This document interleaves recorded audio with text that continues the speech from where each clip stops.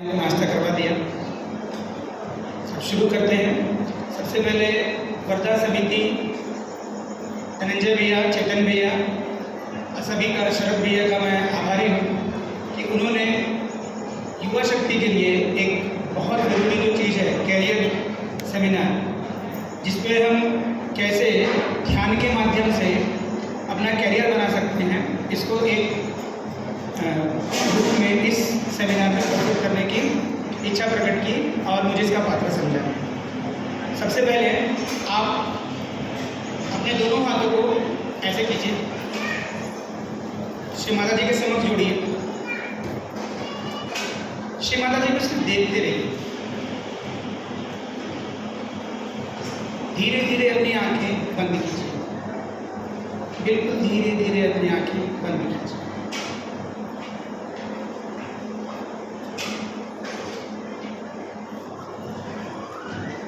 दोनों हाथों को अपने गोद में रख लीजिए।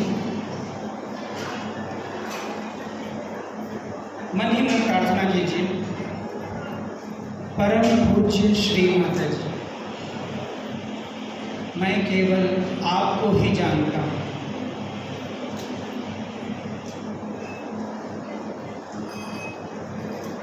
परम पूज्य श्री माता जी, मैं केवल आपको ही मानता हूँ।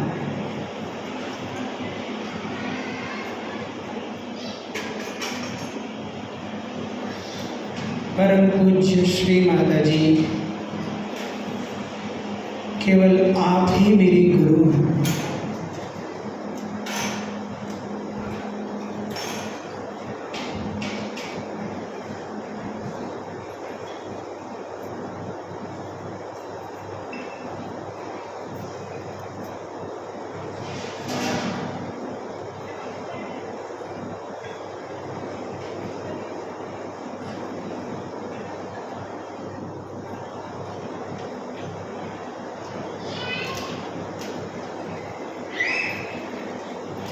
धीरे धीरे अपनी आंखें खोलो, धीरे धीरे अपने दोनों हाथों के चैतन्य को महसूस कीजिए। जब आप आए थे यहाँ दोनों हाथों को खोला था और अभी इस चैतन्य को महसूस कीजिए। सिर्फ इस बदलाव को महसूस कीजिए। यही वह जादू है, यही वह आधार है जो आज सेमिनार लेने जा रहे हैं। यही वह माध्यम है जिससे आप जान पाएंगे कैरियर का चुनाव हम किस प्रकार करें। दोनों हाथों में संतुलित जब हमको चैतन्य मिलता है तब यह क्लियर इंडिकेशन है, हाँ, संतुलन। इस स्थिति में लिया गया हर निर्णय सहयोगी के लिए, उस योगी के लिए उपयुक्त होता है। अब यहाँ से हम अपने सेमिनार की शुरुआत करते हैं।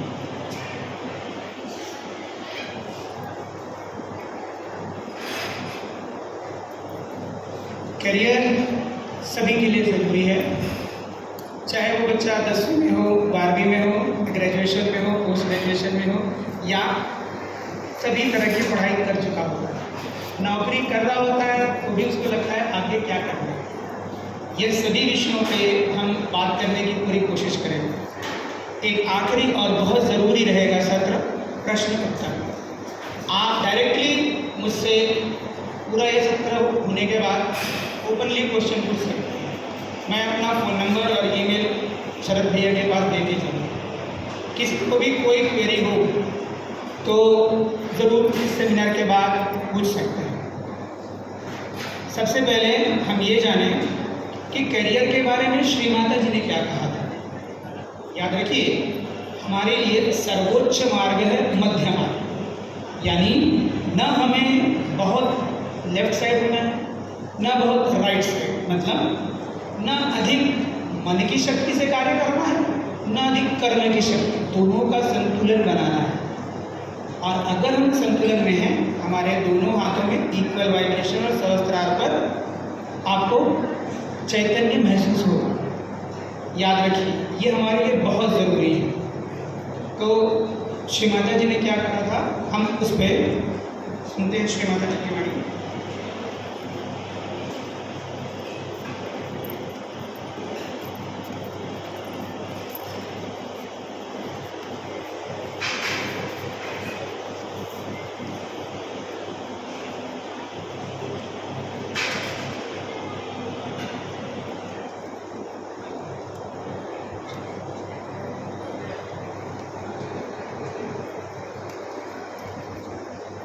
यह जो मैं स्पीच बताने जा रहा हूँ ये इंग्लिश में है। यूएसए के एक आश्रम में श्री माता जी ने सन 84 में बताया था। पहले आप इस स्पीच को सुन लीजिए, फिर मैं इसका हिंदी में भाव एक एक शब्द द्वारा कोशिश करूँगा आपको बताने की। जय श्री माता जी।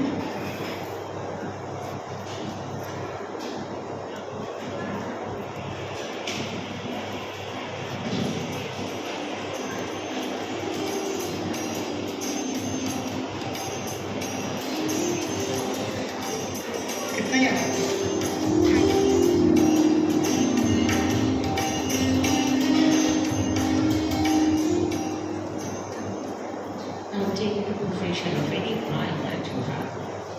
You have to do it in a similar manner, that you don't too much deliberately plan it and think about it. It will come your way. You should believe that the whole cosmos is trying to do. The whole cosmos will bring forth everything. And it will work. You don't have to do much effort, think about what should I do. What you have to do is to just see for yourself that you are watching and seeing an opportunity. And allow the opportunity to appear before you. You don't have to deliberately bother your head what to think. That will be enough. If you just be there, you'll be amazed how it works. I'll give you an example. Recently, there's one Mr. Hari Jaina. He is a mediocre, I would say, he's not a scientist or anything, but it is physics, MSc or something. And he was not doing very well. As such, he was just mediocre. Suddenly, he discovered a switch by which he could change the waves of the microwave thing or something. And he didn't know how he discovered it. He was quite amazed. And they gave him a promotion and everything. And they said that you have to come and give a lecture about it. And he didn't know how he did it. So he telephoned to me, Mother, please tell me how you did it.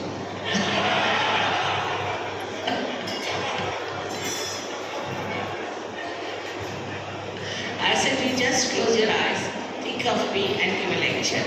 And he was amazed how he could explain everything. It's a question of how far you are signed, how far you have gone. It all works. Don't have to do deliberations much. Don't have to worry too much about it. It all come your way. Because you have now entered into the kingdom. And can't imagine how small things it works. How in details it works. It's very surprising. Not for me, for everyone. For everyone, and they tell me, well, I don't know how it has worked out.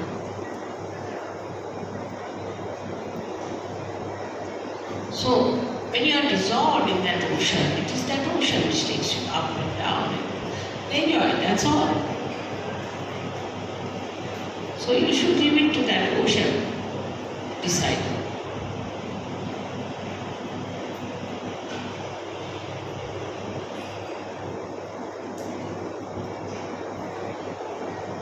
जय श्री माता जी।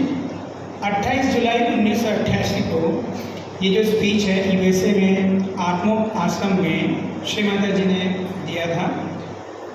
इसमें श्री माता जी ने बताया है कि हम सहजीवियों को career के लिए ज़्यादा चिंतित होने की ज़रूरत नहीं है। हम जिसके लिए बने हैं वह चीज़ हमारे समक्ष अपने आप ही आएगी। बड़े से बड़ी, छोटी से छोटी हर चीज़ का ख्याल परम चैतन्य द्वारा हमारा किया जाता है। श्री माता जी ने बताया कि एक फिजिसिस्ट थे, यानी कि उन्होंने मतलब भौतिकी शास्त्र में स्नातकोत्तर की पढ़ाई की होती है, यानी कि MSc किया होता है। उनका नाम हरि जयराम था। उन्होंने, वो एक ऐसे साइंटिस्ट थे जो सहयोगी थे, उन्होंने माइक्रोवेव कन्वर्जन, यानी कि एक सिंपल वेव को आप माइक्रोवेव में कन्वर्ट कर सकते हैं, ऐसा स्विच बना दिया था। अब हम लोगों की स्थिति ऐसी रहती है किसी किसी सहयोगी की कि वो कभी कभी कार्य करते करते ही ध्यान में चले जाते हैं या रहते हैं, तो वैसी हुई स्थिति में उन्होंने कन्वर्जन स्विच तो बना दिया, लेकिन विज्ञान का एक मूलभूत सिद्धांत है कि कुछ भी बनाने के पीछे आपको सिद्धांत बनाना पड़ता है, एक हाइपोथेसिस होता है जिसको लेके चलना पड़ता है, उसको कंफर्म करना पड़ता है अपने वैज्ञानिक एक्सपेरिमेंट्स के थ्रू, यानी रिजल्ट्स एंड डिस्कशन और फाइनल कंक्लूजन होता है, तब वह चीज़ स्थापित होती है। हवा में बातें नहीं हो सकती, यानी हर चीज़ का आपको, आप बोल सकते हैं कि साक्ष्य देना पड़ता है, प्रूफ देना पड़ता है। अब उनको बड़ी चिंता होने लगी, कर तो दिया लेकिन निर्विचारिता में किया था, आज तक वर्ल्ड में किसी ने कन्वर्जन स्विच बनाया नहीं, अब क्या करें। तो वही जिन्होंने उनको निर्विचार किया था उनके पास गए, अर्थात हमारी परम पूजनीय श्री माता जी के पास। श्री माता जी हंसे और हाथ मुस्कुराते हुए उन्होंने कहा कि क्या बात है। तो उन्होंने कहा, श्री माता जी बात यह है कि मैंने माइक्रोवेव कन्वर्जन स्विच तो बना लिया, अब मुझे पता नहीं मैंने कैसे बनाया, और मुझे अब यह बहुत बड़े लोगों के समक्ष इसे बताना है, समझ भी नहीं आ रहा कैसे बताऊं। श्री माता जी ने कहा कि बस आंखें बंद करिए, ये बात ध्यान से सुनिए, आंखें बंद कीजिए, मेरा चिंतन कीजिए और बस बोल दीजिए। और उन्होंने बोल दिया। जब कभी भी आप ऐसे मोड़ पे आएं जहां प्रश्न हो, यह प्रक्रिया जरूर करें। युवा शक्ति से अनुरोध है, इसकी गांठ बांध लें। दोबारा बोलता हूँ, जब कभी आपके मन मस्तिष्क में प्रश्न हो, सीधे आंख बंद करें, श्री माता जी को याद करें, जहाँ पे भी हो, जिस अवस्था में हो, उस कार्य के लिए जुड़ जाएं। अगर वह कार्य आपके लिए उचित है तो ब्रह्मांड की कोई शक्ति उसे आपको पूर्ण करने से रोक नहीं सकती।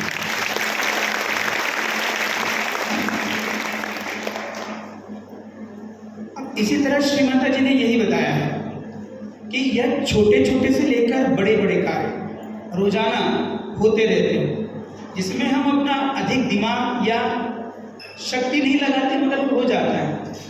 और कभी कभी बैठ के सोचते हैं ये कैसे हो रहा। ये साफ दर्शाता है कि ध्यान की गहनता आपकी बढ़ रही है, अर्थात श्री माता जी की निकटता आपसे और बढ़ रही है। तो इसका आधार क्या हुआ? ध्यान। बिना ध्यान के आप श्री माता जी से नहीं जुड़ सकते, और श्री माता जी से जो नहीं जुड़ सकता उसका कुछ नहीं हो सकता, चाहे वो मैं हूँ, आप हो या कोई भी सहयोगी। तो सबसे बड़ा जरूरी ये है सुबह शाम के ध्यान, सबके लिए ध्यान बहुत जरूरी है। और श्री माता जी ने बताया है कि ध्यान के लिए समय सीमा नहीं, ध्यान कैसे करना है यह भी श्री माता जी ने बताया। और अगर आपको नहीं पता तो दोबारा वही, जहाँ बैठे हैं वहीं बैठे, आंखें बंद कीजिए और श्री माता जी से कहिए, श्री माता जी ध्यान कैसे करें, और शांत हो जाइए। अपने आप ही श्री माता जी परम चैतन्य के माध्यम से या किसी अन्य माध्यम से आपको मार्गदर्शन प्रदान करेंगे। यह चीज़ जरूर ध्यान में रखिएगा, किसी भी अवस्था में आपका सुबह शाम का ध्यान नहीं मिस होना चाहिए। खाना एक टाइम नहीं खाए चलता है, 2 काम कल किए तो भी चलता है, ध्यान नहीं मिस होना चाहिए, क्योंकि यह एक अवस्था देता है जिसमें आपके शरीर के अंदर, खास करके जो बच्चे पढ़ाई कर रहे हैं, क्योंकि कैरियर संबंधी बातें बता रहा हूँ, ये इम्पॉर्टेंट है कि आपके अंदर एक थीटा वेव जनरेट की जाती है, होती है, जो कि आपको ऐसे बैलेंस रूप में रखता है कि आप जो भी पढ़ते हैं वो आपके दिमाग में उस क्षेत्र में जाता है जहाँ पर वो लंबे समय तक रहता है। इसका फ़ायदा, जब आप एग्ज़ाम दे रहे होते हैं तो आपकी रिकॉलिंग कैपेसिटी, मतलब मैंने जो पढ़ा है वो याद करना, उसी समय में तुरंत लिख देना, यह क्षमता का विकास कराता है। तो ये याद रखिए, आपका ध्यान करना जरूरी है। आप पढ़ने में क्यों नहीं कितने होशियार हो, रिकॉलिंग कैपेसिटी उस पर डिपेंड करती है कि वह व्यक्ति कितने मार्क्स लाया है। जितने अच्छे मार्क्स लाएगा उतने अच्छे रिकॉलिंग कैपेसिटी होगी। ठीक, आप पीछे आइए, उसका उतना अच्छा ही ध्यान भी होगा। जय श्री माता जी। सभी से अनुरोध है, जो भी पॉइंट्स दादा बता रहे हैं वो लिख लो। बहुत ही महत्वपूर्ण पॉइंट है। हम सुनते जाते, बाद में अभी मज़ा आएगा, वाइब्रेशंस आएंगे, लेकिन उसके बाद भूल जाएंगे तो उसका कोई महत्व नहीं रह जाएगा। तो आप नोट कीजिए, ऐसे हमें आगे जाके किसी को बताने में भी इजी आएगा। तो कृपया जो भी आपने आपको नोटेशन है वो नोटेशन बनाते जाए। जय श्री माता।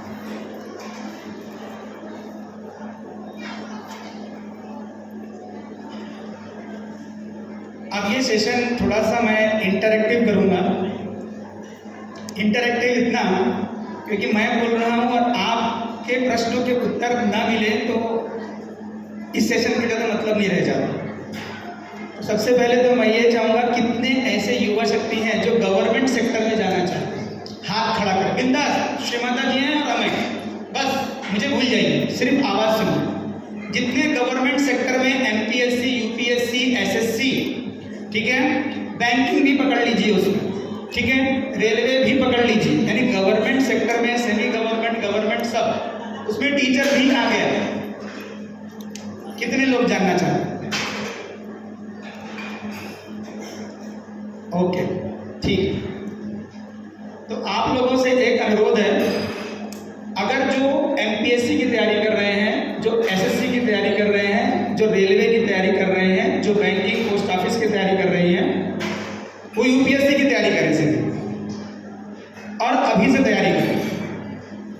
मैं आपको बताता हूँ कि सिंपल सी चीज़ है।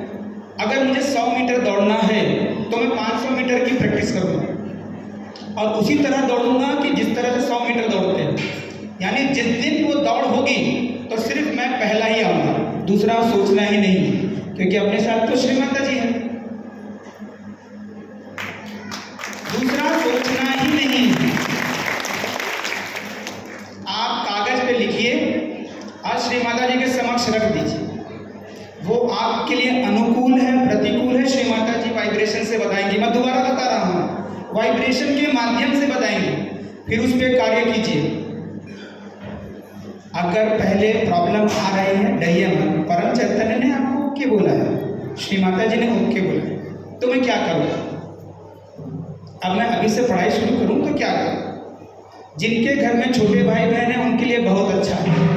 अपने छोटे भाई बहन को 3 सब्जेक्ट पढ़ाइए, उसको ज़बरदस्ती पढ़ाइए, मैथ्स, जनरल साइंस और सामाजिक अध्ययन, क्योंकि ये किसी भी एग्ज़ाम में पूछा जाता है। 10वीं तक का गणित, जनरल साइंस और सोशलॉजी यानी कि सामाजिक अध्ययन। अब होता क्या है, यही सब पढ़ने के लिए हम खुद पढ़ते हैं 10 तक, लेकिन हम निकल जाते हैं ग्रेजुएशन में, फिर इसको कोई और हमें पढ़ाए, उसको हम 30,000 देते हैं। तो ये 30,000 बचाने के लिए अपने घर के लोगों को पढ़ाइए ना। सबसे अच्छा आपका रिवीजन, वो कहीं और नहीं जाएगा, आपके घर का पैसा बचेगा, उसको एफडी में लगा दो। जब आप इस तरह तैयारी करेंगे और साथ में एक इंग्लिश न्यूज़पेपर ले लीजिए, अच्छा टाइम्स ऑफ इंडिया या द हिंदू, और अच्छा मिले इकोनॉमिक टाइम्स। और करना क्या है, बस उसमें letter to the editor section जो होता है उसको पढ़ना है। हार्ड वर्ड है, टिक मार्क करो। 120 रुपये की ऑक्सफोर्ड की डिक्शनरी खरीद लो। 5 नए इंग्लिश के वर्ड सीखो रोज, ठीक, सिर्फ 5। चलिए 3 सीखिए, 1 दिन में 3, 10 दिन में 30, 30 दिन में 90 हो गया, तो 12 महीने में कितना? 10,800। यानी 1 साल में आप 10,800 नए वर्ड आप सीख रहे हैं। आपकी तो इंग्लिश सुधर गई। और सबसे मज़ेदार चीज़ बताता हूँ जो प्रैक्टिकली मैंने किया। श्री माता जी की इंग्लिश में जितने भी स्पीचेस हैं उनको डाउनलोड कीजिए और सुनना चालू कीजिए। श्री माता जी की जो भाषा है ना, इतनी अलंकृत भाषा का उन्होंने प्रयोग किया है कि जिससे आपकी मराठी, हिंदी और इंग्लिश तीनों अप टू द मार्क आराम से हो जाए। और बाद में जब आप इसमें पूरे परिपक्व हो जाते हैं तो सिर्फ और सिर्फ क्या कीजिए, टेस्ट सीरीज लगा लीजिए जब आप ग्रेजुएशन कर चुके होते हैं। लेकिन तैयारी अभी से करनी है। कौन कौन सी बुक्स हैं, क्या है, उसको डाउनलोड करना है, पढ़ना है, खुद के नोट्स बनाइए। और इन सब के दौरान आपको थोड़ा सा इंटरवल देना होगा जिसमें आपको कुछ देर के लिए ध्यान करना होगा ताकि संतुलन बना रहे। कोशिश ये करिए कि अगर आप युवा शक्ति आसपास में रहते हैं तो एक स्टडी सर्कल बनाइए, खास करके गर्मियों की छुट्टी का, और मिलकर पढ़िए। आप देखेंगे ग्रुप स्टडी में बहुत फायदा होता है, खास करके जब युवा शक्ति एक साथ पढ़ते हैं। एक लाइब्रेरी ज्वाइन कीजिए और फिर अपने आप को मजबूत कीजिए। लेकिन याद रखिए, रोज सुबह शाम का ध्यान, और क्योंकि हम थक जाते हैं पढ़ के, तो इसमें एक और चीज जोड़िए, नमक पानी। अब नमक पानी क्या होता है, मैं केमिस्ट्री का प्रोफेसर हूँ तो मैं आपको समझाता हूँ, अगर जो 10वीं 12वीं के बच्चे समझ जाएंगे। समझ लीजिए हमारी दो टांगे, एक कैथोड है एक एनोड है, ठीक है। और ये जो हमारा ये बल्ब है, ठीक है। अब जब कनेक्शन ओके होगा तो बल्ब जल जाएगा। मेरे ऊपर तो बल्ब नहीं दिखेगा, आपके ऊपर बल्ब नहीं दिखेगा, लेकिन सहयोगियों को है, अगर उनकी क्लियरेंस हो जाती है, उनका चैतन्य उनके हाथों और सर के तालुदा भाग दोनों में महसूस होता है। सबसे पहले आप क्या कीजिए, नमक पानी में बैठने से प्रार्थना कर लीजिए, और नेसेसरी यानी जो भी जरूरत की चीज़ें हो करने के बाद आप पाँव पानी में डाल करके श्री माता जी के समक्ष दोनों हाथ खोल लीजिए, चित्त अपने पर ही रखिए। देखिए पहले चैतन्य कैसा है, 10 से 15 मिनट के बाद चैतन्य में फर्क आया है कि नहीं आया है। आपको रियलाइज होगा आपके दोनों हाथों में चैतन्य की मात्रा बढ़ रही है धीरे धीरे, और सर पे आपको चैतन्य महसूस होगा। ऐसा लग रहा है कुछ पानी जैसा या कुछ झरने जैसा निकल रहा है, कुछ तो निकल रहा है। कनेक्शन कंप्लीट हो जाता है। इसके पीछे का सिद्धांत बैलेंसिंग होता है। ये दोनों इलेक्ट्रोड समझ लीजिए, तो एनोड मोड पूरा चला जाता है तो एनोड पूरा क्लियर हो जाता है, जिसकी वजह से इलेक्ट्रिक करंट पूरा का पूरा कंप्लीट हो जाता है, सर्किट कंप्लीट होने की वजह से। और क्योंकि पानी में हम नमक डालते हैं तो वो इलेक्ट्रोलाइट का काम करता है। ये पूरा वैज्ञानिक है। और सबसे मजे की बात ये कॉन्जेनिटल साइंस है, मतलब तुरंत आपको हाथों पे होता है, महसूस होता है। तो ये प्रैक्टिकल करना है, ये महसूस करना है। और फिर उसके बाद इसमें एक और मज़ेदार चीज़ जो हमने अपनी युवा शक्ति को किया है, जो विषय आपको हार्ड लगता है, जो विषय, जैसे किसी को गणित के फॉर्मूले याद नहीं होते, केमिस्ट्री का पीरियोडिक टेबल याद नहीं होता, फिजिक्स के रूल्स और एक्सप्रेशन याद नहीं होते, बस नमक पानी में विषय लेके बैठ जाना है। बैठिए, पढ़ के देखिए, और नहीं होता है तो मैं अपना फ़ोन नंबर दे के जाऊँगा। ये होता ही है। कठिन से कठिन विषयों का आपके उसी में ही हल मिल जाता है। तो इसलिए सोच लीजिए नमक पानी कितना ज़रूरी है। और मज़े की बात यह है, ये 80% स्वयं श्री माता जी ने कहा है, 80% हमारी जो तकलीफ़ें होती है, जो असंतुलन होता है, उसको हटा देता है। 80% तो मैच आपने जीत लिया। कल का मैच आपने देखा था ना, 39% था इंडिया का, पलट के पूरा 100% हो गया, है ना। तो अभी तो 80% आपने कर लिया अपने आप को, 20% बचा तो ध्यान से हो जाएगा। और कुछ एक मज़ेदार चीज़ बची हुई रही तो वो क्या होगा, सामूहिकता में जुड़ना, अर्थात सेंटर पे जरूर जाए। यानी कि जो आपका साप्ताहिकी सेंटर होता है वो आप जरूर जाए, आपको जाना ही है। मेरा सर दर्द कर रहा है, ठीक है, वही सर लेके जाओ। मेरा टांग दर्द कर रहा है, वो टांग लेके जाओ। मेरा बदन दर्द कर रहा है, उठा करके बदन को लेके जाओ, ठीक है। मेरे घर वाले रोक रहे हैं, उनको उठा करके लेके जाओ। चलो देखो मैं क्या कर रहा हूँ, मुझे नहीं फायदा हो रहा, हो सकता तुमको फायदा हो, चलो। लेकिन जाना जरूरी है। तो 3 चीज हो गई, सुबह शाम का, सुबह शाम का, सुबह शाम का, सुबह सुबह शाम का हाँ, नमक नमक। तीसरा, सेंटर पर रेगुलरली, सेंटर पर रेगुलरली। 3 चीज हो गई। आप सहयोगी को 3 चीज हो गई। चौथा चीज बीच में बताएंगे। अब ये होता है पढ़ते पढ़ते जब बच्चा 8वीं 9वीं 10वीं पढ़ लेता है, 10वीं में बहुत अच्छे परसेंटेज आते हैं, सबको 90% रहते, 80% रहते, 12th में क्यों कम हो जाते हैं? किसी ने सोचा है कभी? तो मैं आपको एक सिंपल सी चीज बताता हूँ। आप सिर्फ इतना देखिए, जब आप मैं सुबह का ध्यान कर रहा हूँ तो मुझे निर्विचारिता आती है क्या? शाम का ध्यान कर रहा हूँ तो निर्विचारिता आती है क्या? ठीक, ज़्यादा कुछ नहीं समझ में आता है ना। तो जैसे सुबह समझ में नहीं आया, शाम के ध्यान में श्रीमाता जी सुबह के ध्यान में समझ ही नहीं आया कि मुझे निर्विचारिता आई कि नहीं। सिंपल, बस, और ध्यान में बैठ जाए। अब आप ही समझा दो। आप देखिए, मेरी बात को लिख लीजिए। 1 या 2 दिन में या उसी वक्त कोई स्पीच के माध्यम से श्री माता जी आपको गाइड 100% करेंगे। मैं अभी इनोसेंस का सोच रहा था, भैया ने स्पीच लगाई। मतलब मैं तो उनको बोला भी नहीं था कि इनोसेंस की स्पीच लगाओ। क्यों बोले भैया?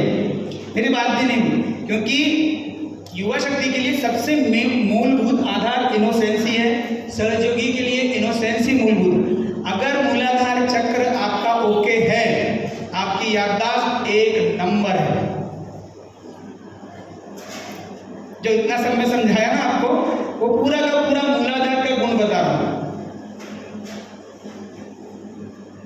तो मैं आपको ही बता रहा हूं कि अगर आपकी कम्युनिकेशन, जैसे बोलते ना, अगर आपका प्रेसिडेंट प्राइम मिनिस्टर से डायरेक्ट कॉम्बिनेशन है, तो बीच में आपको लोगों से मिलने की जरूरत नहीं, तो श्री माता जी से कनेक्शन जुड़ाइए ना। मैं कुछ भी नहीं हूँ, आज उन्होंने मुझे जो समझा तो मैं यहाँ खड़ा। नहीं तो ऐसे बहुत करोड़ों असिस्टेंट प्रोफेसर हैं पूरे ब्रह्मांड में। तो आप श्री माता जी से कनेक्शन जोड़िए ध्यान के माध्यम से, और जो भी चीज चाहिए, जो भी चीज आप उनसे मांगिए, माँ बाप से मत मांगिए। वो माँ बाप को माध्यम बनाएंगे और वो आ जाएगा। और अगर वो आपके लिए सही है तो आ जाएगा, और अगर नहीं है तो सॉरी, आपको वाइब्रेशन बता देंगे, सीधे वाइब्रेशन कम हो जाएगा। समझ जाइए, वाइब्रेशन कम हो गया, नहीं बाबा। श्री माता जी ने कहा नो। फिर भी मन करता, श्री माता जी को नया वाला मोबाइल आया है तो रहता है, मेरे को डोमिनोज जाना है तो इसके लिए क्या कीजिए, जब श्री माता जी की स्पीचेस सुनते हैं कि हमें सहयोगी को कैसा होना, किस तरह से हमें जीवन शैली रखना, तो आपको समझ में आएगा श्री माता जी हमें ऐसा क्यों बोलती हैं, उनका एक्सपेक्टेशन क्या है।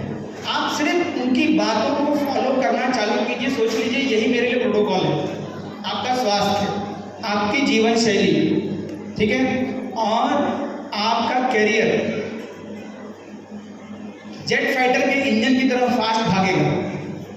और आप बोलोगे अरे बाप रे, मैं तो कुछ कर ही नहीं रहा हूँ और हो गया। ऐसे कैसे?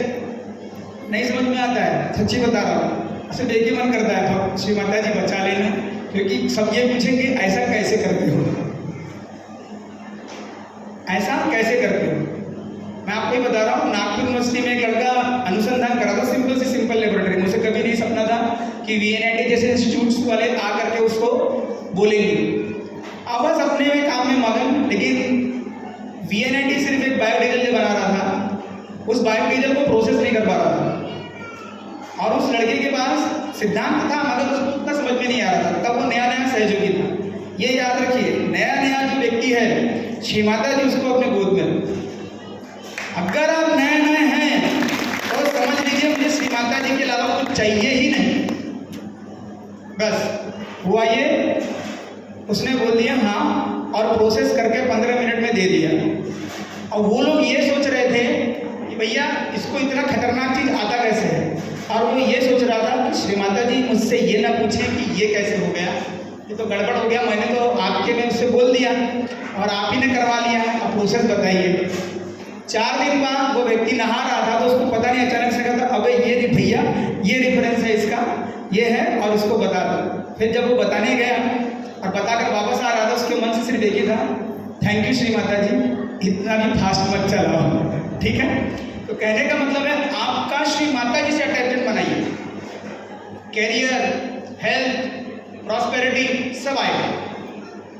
मैं आपको अपने पर्सनल एक्सपीरियंस के थ्रू ही माध्यम से बता रहा हूँ।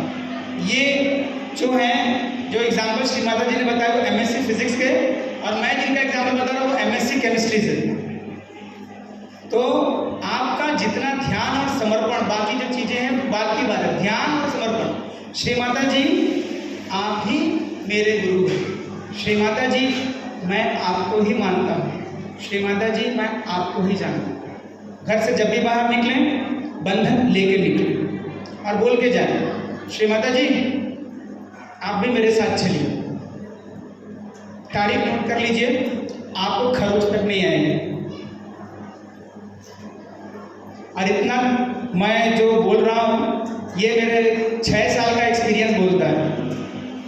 बोल के जाना, और जब आ जाते हो ना तो बोला करो थैंक यू श्री माता जी, आ गया। आप करके देखिए,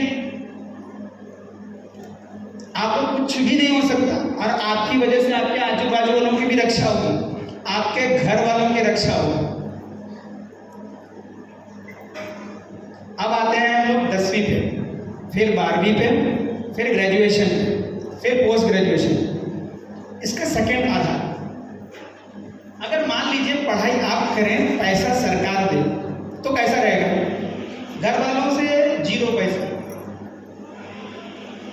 ऐसे कितने लोग पढ़ाई करना चाहते हैं? पढ़ाई आप करें, पैसा सरकार या प्राइवेट इंस्टीट्यूशन दे। ऐसी पढ़ाई कौन लोग करना चाहते हैं? कितने लोग? दोबारा बताता हूँ, पढ़ाई आप करें, पैसा सरकार या प्राइवेट इंस्टीट्यूशन दे, आपको 0 पैसा देना है। शायद आपको मेरी भाषा समझ में नहीं आई, प्रश्न समझ में नहीं आया। पढ़ें आप, और आप पढ़ रहे हैं इसलिए सरकार आपको पैसा दे या प्राइवेट इंस्टीट्यूशन आपको पैसा दे, घर वाले आपको पैसा ना दे, उल्टे आप घर वालों को पैसा दें। ऐसा कितने लोग चाहते हैं? अब समझ में आया। तो इतना आप सभी लोग याद रखिए, श्री माता जी की परम कृपा से सबसे अच्छी बात ये रही कि यहाँ पर सही अनुपात में पेरेंट्स भी हैं। तो पेरेंट्स लोगों से मेरा अब ये बहुत इंपॉर्टेंट चीज़ बताने जा रहा हूँ, हमें कभी बच्चों पे कैरियर डालना नहीं चाहिए। तो क्या करें? आर्ट्स, कॉमर्स, साइंस 3 आ जाता है। हमारे पास ब्रह्मांड की सबसे बड़ी शक्ति है। सिंपल, सुबह के ध्यान में बैठिए और श्री माता जी से पूछिए, परम पूजनीय श्री माता जी, अपने बच्चे का नाम लीजिए, इसको आर्ट्स दिलाना है क्या? आपकी क्या मर्जी है? ठीक, इसी तरह कॉमर्स, इसी तरीके के लिए साइंस। अब समझ लीजिए, क्योंकि मैं विज्ञान का प्रोफेसर हूँ तो मैं आपको विज्ञान में ऐसी चीज़ बताता हूँ, आप फैसिनेट हो जाओगे, आप बोलोगे यार मुझे यही करना है, ठीक है। और ऐसा है, जिस दिन से कोर्स करोगे सरकार आपको पैसा देगी, सरकार आपको पैसा देगी, और आप वो पैसा अपनी फीस भी दे सकते हो, यानी ट्यूशन फीस, और घर में भी दे सकते हो। तो चलिए शुरू करते हैं। 10th, अगर आपके अच्छे परसेंटेज हैं और आप साइंस स्ट्रीम में जाना चाहते हैं, साइंस में हम 2 भाग बांट लेते हैं, टेक्निकल एंड नॉन टेक्निकल। अब टेक्निकल में ऐसा है, MBBS है और इंजीनियरिंग है। नॉन टेक्निकल में आप लीजिए ग्रेजुएशन, जैसे BSc है, BCA है, ठीक है, इस तरह के कोर्सेज आप ले लीजिए। PGDCCA है, मास्टर्स है, ठीक है। तो पहले हम जाते हैं कि डॉक्टर्स, यानी नीट की जो परीक्षा होती है, ठीक है। तो सबसे पहले हर चीज़ों में याद रखिए, लिख लीजिए, हमें परम चैतन्य के माध्यम से यह चुनना है कि वास्तव में वो हमारे लिए सही है कि नहीं। मैं आपको क्लियर बताता हूँ, इसके फैक्ट हैं। 1 लाख सीट नहीं है जितना कि आप समझ रहे हैं, और इसके 4 गुना लोग MBBS की सीट की ट्राई करते हैं। तो सर भैया ट्राई तो करना चाहिए। देखिए, समय बहुत मूल्यवान है। अगर आप 1 साल किसी चीज़ पे निकालते हैं और आपको पहले ही पता चल जाता है कि भैया उसमें मेरा चांसेस कम आ रहा है वाइब्रेशन के मेथड से, और आपको पता चलता है कि बायोलॉजी, केमिस्ट्री और फिजिक्स आपका उतना स्ट्रांग नहीं है, जो कि आपको 10th के इंडिकेशन साइंस के मार्क्स से मिलता है और मैथ के मार्क्स से, तो इसमें समय व्यर्थ ना गवाएं। तो फिर पेरेंट्स का आ जाता है बर्डन, शर्मा जी का लड़का डॉक्टर बना, वर्मा जी का लड़का इंजीनियर बना, तो तू क्या बनेगा, एक्टर। तो मैं बता रहा हूँ, हमारे कॉलेज में, बीएमबी कॉलेज में विभोग सेक्शन है, इस तरह के वोकेशनल कोर्सेज अभी नेशनल एजुकेशन पॉलिसी में आया है, फुल्ली फंडेड बाय गवर्नमेंट। दोबारा से ध्यान बोलता हूँ, पढ़े यहाँ गवर्नमेंट पैसा आपको, बट बेटा उसमें यह है परसेंटेज ज़बरदस्त चाहिए, यानी 10वीं का परसेंटेज अच्छा है तो 12वीं में भी ज़बरदस्त होना चाहिए। तो 10वीं में निर्धारित करें पहले वाइब्रेशन के बेस पे आर्ट्स, कॉमर्स, साइंस। अब अगर मैंने आर्ट्स चुना है तो आर्ट्स में क्या कोई नए विषय हैं? अगर नए विषय हैं तो उनके बारे में हमें संबंधित जानकारी दीजिए। ठीक, तो मैं आपको जानकारी देता हूँ और उस जानकारी के माध्यम से पहले आप ये समझ जाइए कि आपको करना क्या है, नहीं तो क्या होगा कि आप भूल भुलैया में हो जाएंगे। अधिकतर लोग सोचते हैं आर्ट्स किया तो मेरा लड़का या मेरे बच्चे का कोई कैरियर नहीं है। तो मैं आपको सिंपल सा हिंट देता हूँ, हम भारत में 90% लोग साइंस पढ़ते हैं आईआईटी जाकर, बाद में आईएएस के लिए पॉलिटिकल साइंस और पब्लिक एडमिनिस्ट्रेशन पढ़ते हैं, ये सब्जेक्ट आर्ट्स का है। अगर वो बच्चा पहले से 11-12 से पढ़ रहा है sociology, political science, public administration, तो उसको सिर्फ 6 महीना लगेगा एग्जाम क्रैक करने के लिए, उस पर वो पारंगत होगा। 10वीं जैसे 12वीं में भी अच्छी परसेंटेज लाए और वो नेशनल यूनिवर्सिटी या सेंट्रल यूनिवर्सिटी में बैचलर डिग्री के लिए अप्लाई करें, जहां फुल्ली फंडेड कोर्स मिलता है। परसेंटेज अगर आपके अच्छे रहें तो जेएनयू, इलाहाबाद, बनारस हिंदू यूनिवर्सिटी, सागर सेंट्रल यूनिवर्सिटी, इस जैसी यूनिवर्सिटी में आप जाते हैं और वहाँ पर यह है कोर्स के साथ साथ आपको उसका गाइडेंस भी मिलता है। सरकार ने वहाँ दिया, वहाँ कैंपस में पहले से कोलैबोरेशन है। ये फुल्ली फंडेड कॉलेजेस होते हैं, 0 पैसा लगता है, यहाँ तक कि साल में 2 बार AC 3 टायर आने जाने का पैसा भी आपको गवर्नमेंट देती है। और अगर एक बार लगा लिया तो वापस उसको बिल दे दो उसको और आपका रिइंबर्समेंट हो जाता है, यानी TA भी मिलता है। याद रखिए, आप जेरोक्स कराते हैं, ठीक है, नोट्स के जेरोक्स कराते होंगे, उसको पैसा मिलता है। तो मैंने बोला ना, अगर आपके परसेंटेज अच्छे हैं तो कैसे होंगे, मुझे पता होना चाहिए मैं कौन से सब्जेक्ट में अच्छा हूँ। कैसे पता होगा, मैं वाइब्रेशन कैसा आएगा, मैं ध्यान करूँगा, आधार ध्यान। तो आप ये याद रखिए कि आपको ध्यान अपना पक्का करना है। कैसे होगा, सिर्फ सुबह शाम का ध्यान करो, आज श्री माता जी से प्रार्थना करो, प्रार्थना में बहुत बड़ी शक्ति है। तो आप कोशिश कीजिए सुबह शाम का ध्यान जरूर कीजिए। साथ में क्या था, साथ में क्या था, साथ में क्या था, क्या था, हाँ नमक पानी था, ओके। उसके बाद क्या था, सेंटर पर रेगुलरली जाना, क्या था, हाँ। और सबसे बड़ी मजेदार चीज बताता हूँ, मैं अच्छा हूँ पढ़ने में और किसी ने पूछा व्हाट इज योर नेम, मेरा नेम मेरा नाम कुंदन, कहाँ से हो, मैं नागपुर से हूँ। तो ओ मतलब ओ तो लगता है नागपुर में आता ही नहीं, नागपुर सीधे नौ से शुरू है, तो इसको मैं कैसे शुरू करूँ, इसको कैसे ठीक करूँ। तो इसके लिए चौथा बिंदु जो बहुत ज़रूरी है वो प्रचार प्रसार। शुरुआत कीजिए, शरद भैया को बोलिए भैया कुछ नहीं तो मैं दरी वहाँ तक लाऊंगा, मेरा ट्यूशन है, कोई बात नहीं, दरी लेके जाऊँगा।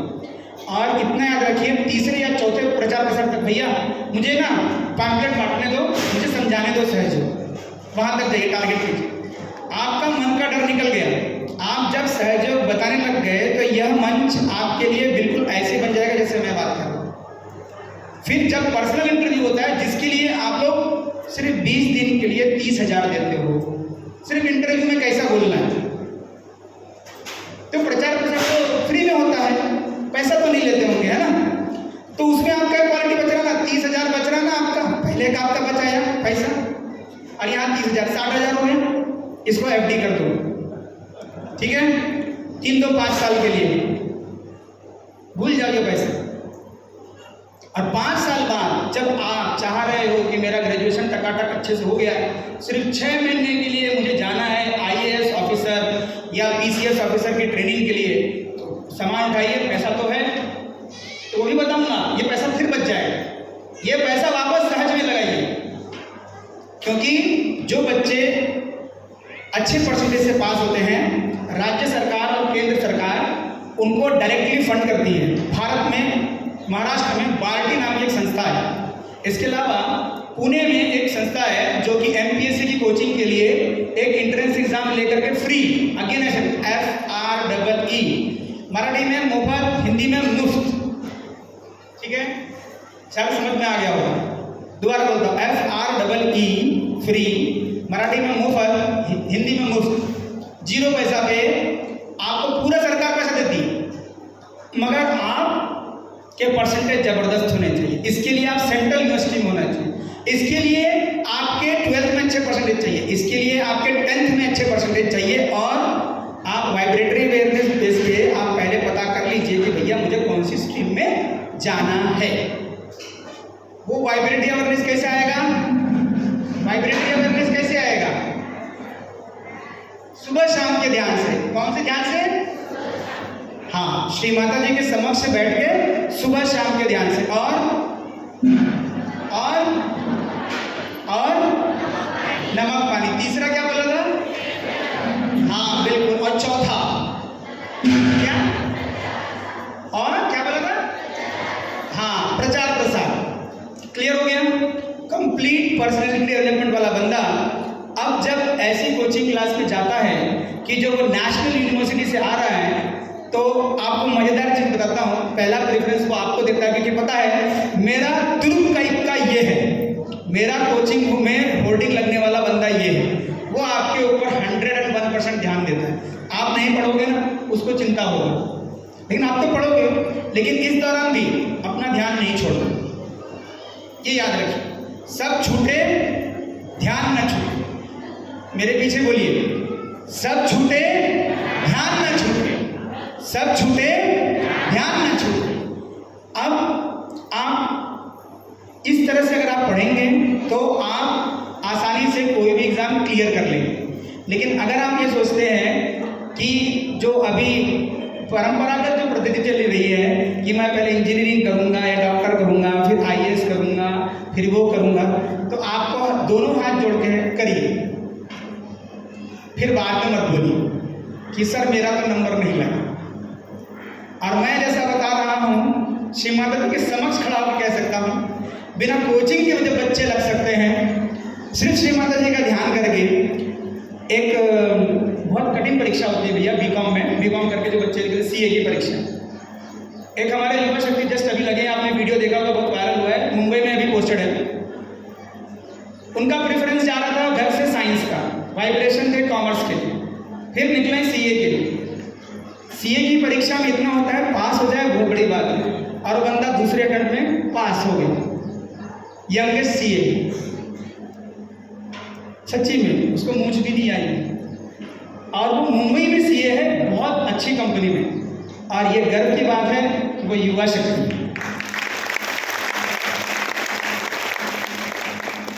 तो मैं आपको बताता, ऐसे बहुत सारे उदाहरण हैं कि आप सिर्फ गिनते रह जाएंगे। तो आप गिनिए मत, जैसा बताया वैसे कीजिए। तो ये हो गया आपके लिए जो मैंने बताया कि जो नॉन टेक्निकल वाले हैं, यानी क्या करें कि हम ग्रेजुएशन करें पहले वाइब्रेशन बेस पर। अगर आर्ट्स के फील्ड के हैं तो हम BA में ये सब्जेक्ट ले लें जो IAS PCS में है या MPSC में है। हमेशा याद रखिए, लोग बोलते हैं 2-3 ऑप्शन रखें, कभी 2-3 ऑप्शन मत रखिए। श्री माता जी है ना, आप श्री माता जी को रखिए, वो वाइब्रेशन में आपको एक ही ऑप्शन बताएंगे, एक ही ऑप्शन को टिक मार करके रखिए। आप टिक मार करके रखिए, वो चीज़ आपको तक पहुँचेगी ही। श्री माता जी की एक एक बात सच होती है। हमारे उधर में अभी एक युवा शक्ति है, कॉमर्स उन्होंने फील्ड चूज किया था, अभी लेटेस्ट, अभी पुणे में है। उनके माता पिता भी सहयोगी हैं। अचानक से उसकी तबीयत खराब हुई, थायराइड इम्बैलेंसेस हुआ, और उसकी पढ़ाई बिल्कुल लड़खड़ाने लग गई।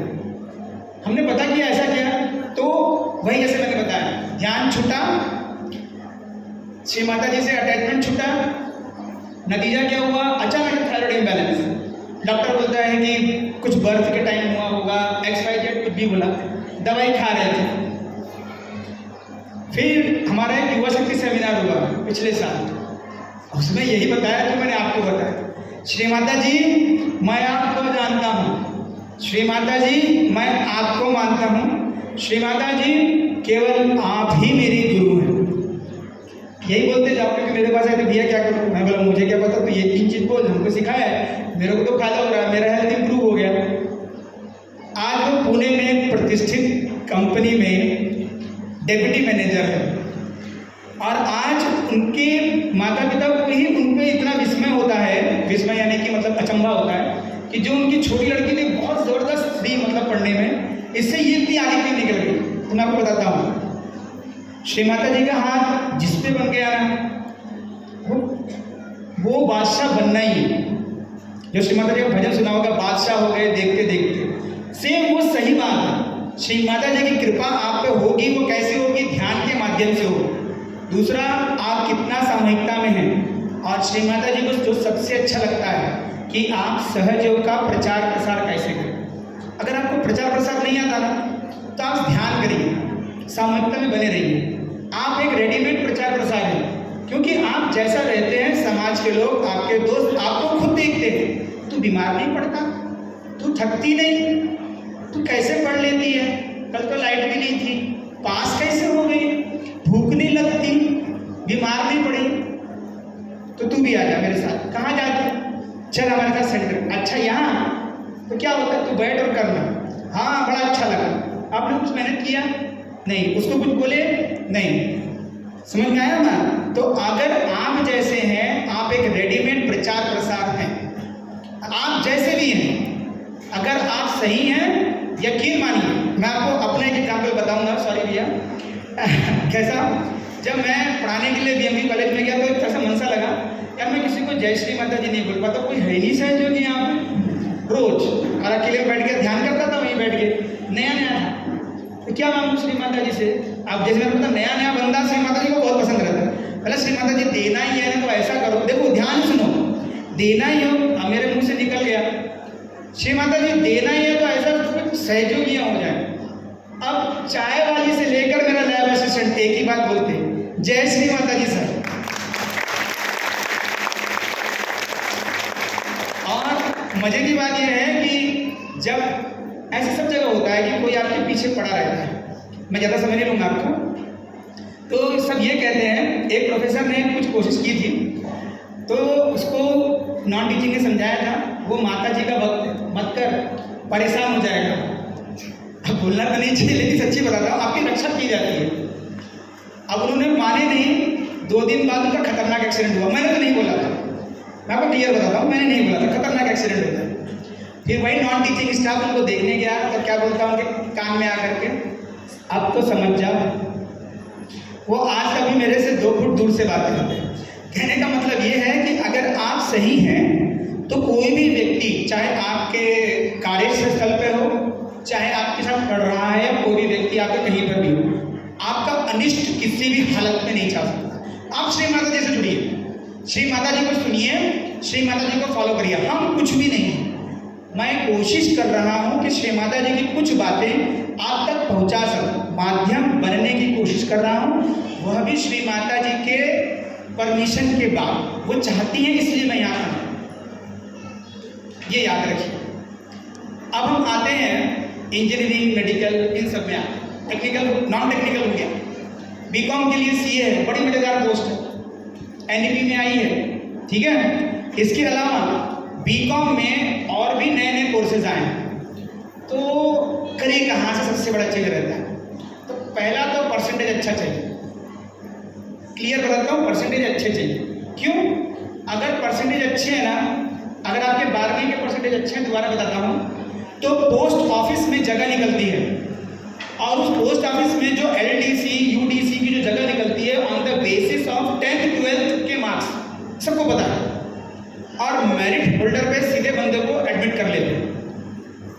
और मजे की बात यह है कि लड़कों को तो दूरगामी पोस्टिंग मिलती है, मतलब दूरगांव इलाज, लेकिन दीदी लोगों का सबसे अच्छा ये है कि शादी के बाद जहाँ हस्बैंड है वहीं पोस्टिंग हो जाती है 5 साल, फिर वहीं सर्कल में घुमा दो। मान लीजिए वर्धा है तो वर्धा के आसपास आप घर में आ जा सकते हैं। और लड़कियों के लिए 70% तक है, ये याद रखिए। 30% में ही जेंट्स को, मेरे भाई लोगों को मेहनत करना है, ठीक है, तो समझ लीजिए चीज़ें, ठीक है। अब हम आते हैं कि MBBS और इंजीनियरिंग। तो दोबारा यही बोलूँगा, परसेंटेज आपके 10th में तो अच्छे चाहिए मगर 12th में भी अच्छे चाहिए। वो इसलिए इसके बहुत से ऐसे माध्यम हैं जहाँ पर आप डायरेक्टली इंटर कर सकते हैं ऐसे कॉलेजेस में जो कि नेशनल इंस्टीट्यूट्स हैं। हमने हर बार नीट देखा है, MH CET देखा है कि मतलब हम IIT में डायरेक्ट एंट्री कर सकते हैं, NIT में एंट्री कर सकते हैं, मगर ऐसा इंस्टीट्यूट हमने कभी देखा ही नहीं जहाँ पर हम लोगों का एंट्री हो सकता है on the basis of percentage and a short entrance test, that is called as a Kishore Vaigyanik Protsahan योजना। इसकी जो फॉर्म होते हैं वो दिसंबर के महीने में निकलते हैं। इसकी सिर्फ शर्त ये होती है बंदे के परसेंटेज अच्छे चाहिए, चाहे 10वीं में, चाहे 12वीं में, चाहे ग्रेजुएशन। क्या बनाता है? साइंटिस्ट बनाता है। साइंटिस्ट के पहले मास्टर्स की डिग्री प्रोवाइड करता है। कहाँ से? Indian institute of science Bangalore. और कुछ सीट उसकी बच जाती है जो वो डिस्ट्रीब्यूट करता है IIT जैम के थ्रू, IIT में इंट्रेंस लिए। तो यह बच्चे दोबारा BTech BE के कोर्स करते हैं IIT जैम के इंट्रेंस एग्जाम के थ्रू। मैं ये उन बच्चों के लिए बता रहा हूँ जो नीट क्वालिफाई नहीं कर पाए हैं, IIT जैम क्वालिफाई नहीं कर पाए हैं और उनके अभिभावक यानी पेरेंट्स सोचते यार मेरा बच्चा भी काश IIT में पढ़ता। तो ऑप्शन है, मजे की बात है, ये सारे कोर्सेज फुल्ली फंडेड गवर्नमेंट है। दोबारा बताता हूँ, फुल्ली फंडेड मतलब सरकार पैसा देगी, पढ़िए आप। बस शर्त ये होती है कि परसेंटेज आपको बनाए रखना। जैसे जो पहले थे, आपके परसेंटेज अच्छे हैं ना तो आपको सब जगह पे है, ये याद रखिए। अब क्वेश्चन आता है भैया मेरे परसेंटेज अच्छे नहीं है, तो क्या आपने वाइब्रेशन देखा था? तो ये उन भाई लोगों के लिए जो सहयोग बीच में है मगर अब कोर्स ज्वाइन कर चुके हैं, तब आप श्री माता जी से प्रार्थना करिए सुबह के ध्यान में। सुबह का ध्यान कोई बोलेगा 5:30, कोई बोलेगा 6। श्री माता जी ने साफ कहा आलस्य त्यागो, फालतू लोगों से बात करना छोड़ो, फालतू रिश्तेदारी छोड़ो, 4 से 5 ध्यान में बैठना है। श्री माता जी की इतना मेरे को याद है, 4 से 5 ध्यान में बैठना ही है। आप बैठो और श्री माता जी को बोलो, श्री माता जी आप आइए। फिर कोलकाता की स्पीच में श्री माता जी ने कहा है कि आप मुझे बुलाएंगे, हम जरूर आएंगे और सुबह के ध्यान में आप जो मांगेंगे आपको वो मिलेगा। श्री माता जी ने यहाँ तक बोला हम तो आपके सेवक हैं, तो आप मांगते क्यों नहीं? मम्मी पापा से मांगना बंद करो, सबसे बड़े से मांगो जो आपको सब कुछ दे सकता है और ये भी बता सकता है कि वह वस्तु आपके लिए सही है कि नहीं है। ये याद रखिए, अगर आपने जिद किया तो वह चीज़ जरूर आपको मिलेगी मगर मुंह को आएगी, पेट में नहीं जाएगी, ये भी लिख लीजिए। वह आप हासिल नहीं कर पाएंगे। जो आपके लिए सर्वोत्तम है, जो आपके लिए सही है, वो आप तक जरूर आएगी मगर उसके लिए आपको प्रार्थना करना होगी। सुबह शाम का नमक पानी करना होगा, सेंटर रेगुलर जाना होगा और प्रचार प्रसार में आपको उत्तम माध्यम बनना होगा। किसी के लिए जरूरत से ज्यादा मेहनत मत करिए, ये याद रखिए। सिर्फ श्री माता जी को प्रार्थना करिए। बैठे हैं ना तो श्री माता जी से प्रार्थना करिए। उनको आपने सिर्फ इतना ही बोला सोने से पहले, आज के लिए श्री माता जी धन्यवाद। आप देखिए आपका चैतन्य बढ़ेगा। चलिए प्रैक्टिस करते हैं। बैठिए, दोनों हाथ खोलिए, आंखें बंद करिए और बस श्री माता जी को मन ही मन कहिए, परम पूज्य श्री माता जी, आपने जो हमें आज तक दिया उसके लिए आपका धन्यवाद। श्री माता जी आपका कोटि कोटि धन्यवाद।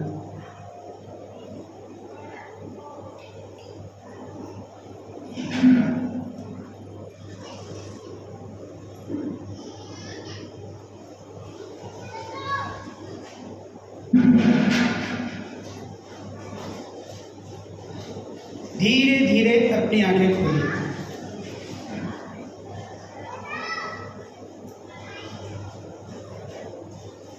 अच्छा लगा? शांत लग रहा? यही चाहिए। जब आप लगातार ध्यान करोगे ना, एक मज़ेदार चीज़ आएगी जो कि हर स्टूडेंट को चाहिए, कंसिस्टेंसी, लगातार पढ़ना। और पढ़ने का सबसे अच्छा तरीका बताता हूँ, 4 से 5 ध्यान किया, ठीक श्री माता जी ने बताया है, ध्यान से पहले तो आप गर्म पानी भी पी सकते हो सुबह। 5 बजे के बाद आप पढ़ना चालू कीजिए जब तक आप पढ़ सकते हैं। सही बता रहा हूँ, आप कठिन से कठिन विषयों पर विजय पा सकते हैं। कठिन से कठिन परेशानियां होंगी, आप उनको चिंतन में लाइए, आपका वो सॉल्व होगा। लेकिन 4 से 5 भैया 4:30 चलेगा, 4 से 5 नहीं उठ पाते, प्रार्थना करो शाम को। प्रार्थना कीजिए कि श्री माता जी आप ध्यान में मुझे उतारिए, आप मुझे जो सही अनुकूल समय है उसमें उतारिए। आप देखिएगा श्री माता जी आपकी हेल्प करेंगी।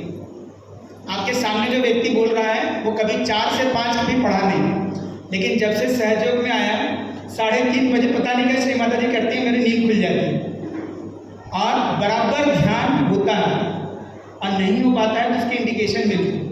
फिर मैं परेशान करता हूँ हमारे टीम मेंबर्स को, धनंजय भैया, आनंद भैया और बाकी लोग, आज ऐसा हुआ भैया, अरे होता है।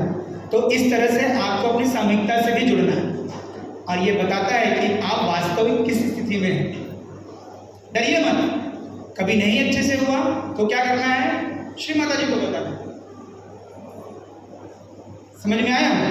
अब आते हैं हम लोग ग्रेजुएशन, हम कोर्स कर रहे हैं और ग्रेजुएशन हमारा अच्छे इंस्टीट्यूशन से हो गया, लेकिन अगर मान लीजिए नागपुर के बाहर जाने की परमिशन नहीं, तो मैं कैसा कोर्स करूं जिससे मुझे नौकरी लग जाए? तो एक तो कोर्स है कंप्यूटर रिलेटेड, तो कौन सा? अभी एनईपी के हिसाब से आया है बीएससी इन डेटा साइंस। अच्छा, एक और मजेदार बात, बीएससी अभी स्पेशलाइज हो गया है, मतलब पहले था पीसीएम, सीबीजेड, आईटी, अब ऐसा नहीं रहेगा। अब एक क्षेत्र में ही आप बीएससी कर सकते हैं, बाकी जो सब्जेक्ट्स होंगे वो माइनर में चला जाएगा या सिर्फ आप 1 सेमेस्टर या 2 सेमेस्टर ले सकते हैं। ये एक बहुत इंपॉर्टेंट जानकारी है जो कि कॉलेजेस छिपा रहे हैं, वो इसलिए क्योंकि उनको अपनी सीट बचानी है। तो आपकी सबसे अच्छी एजुकेशन किस में लेना चाहिए? दोबारा, अगर मैं स्टूडेंट हूँ और मैंने 12th में, ध्यान सुनिएगा, पीसीएम या पीसीबी लिया है, physics chemistry biology, physics chemistry math, मेरा नीट में कहीं नंबर नहीं लगा है, एमएचसीईटी में भी मेरा नंबर अच्छा नहीं है, मेरा नर्सिंग में भी अच्छे में नहीं लग पाया है, तो मैं ऐसा कौन सा कोर्सेज करूँ जिससे मेरे चांसेस ज़्यादा है? मैं नागपुर के बाहर नहीं जा सकता।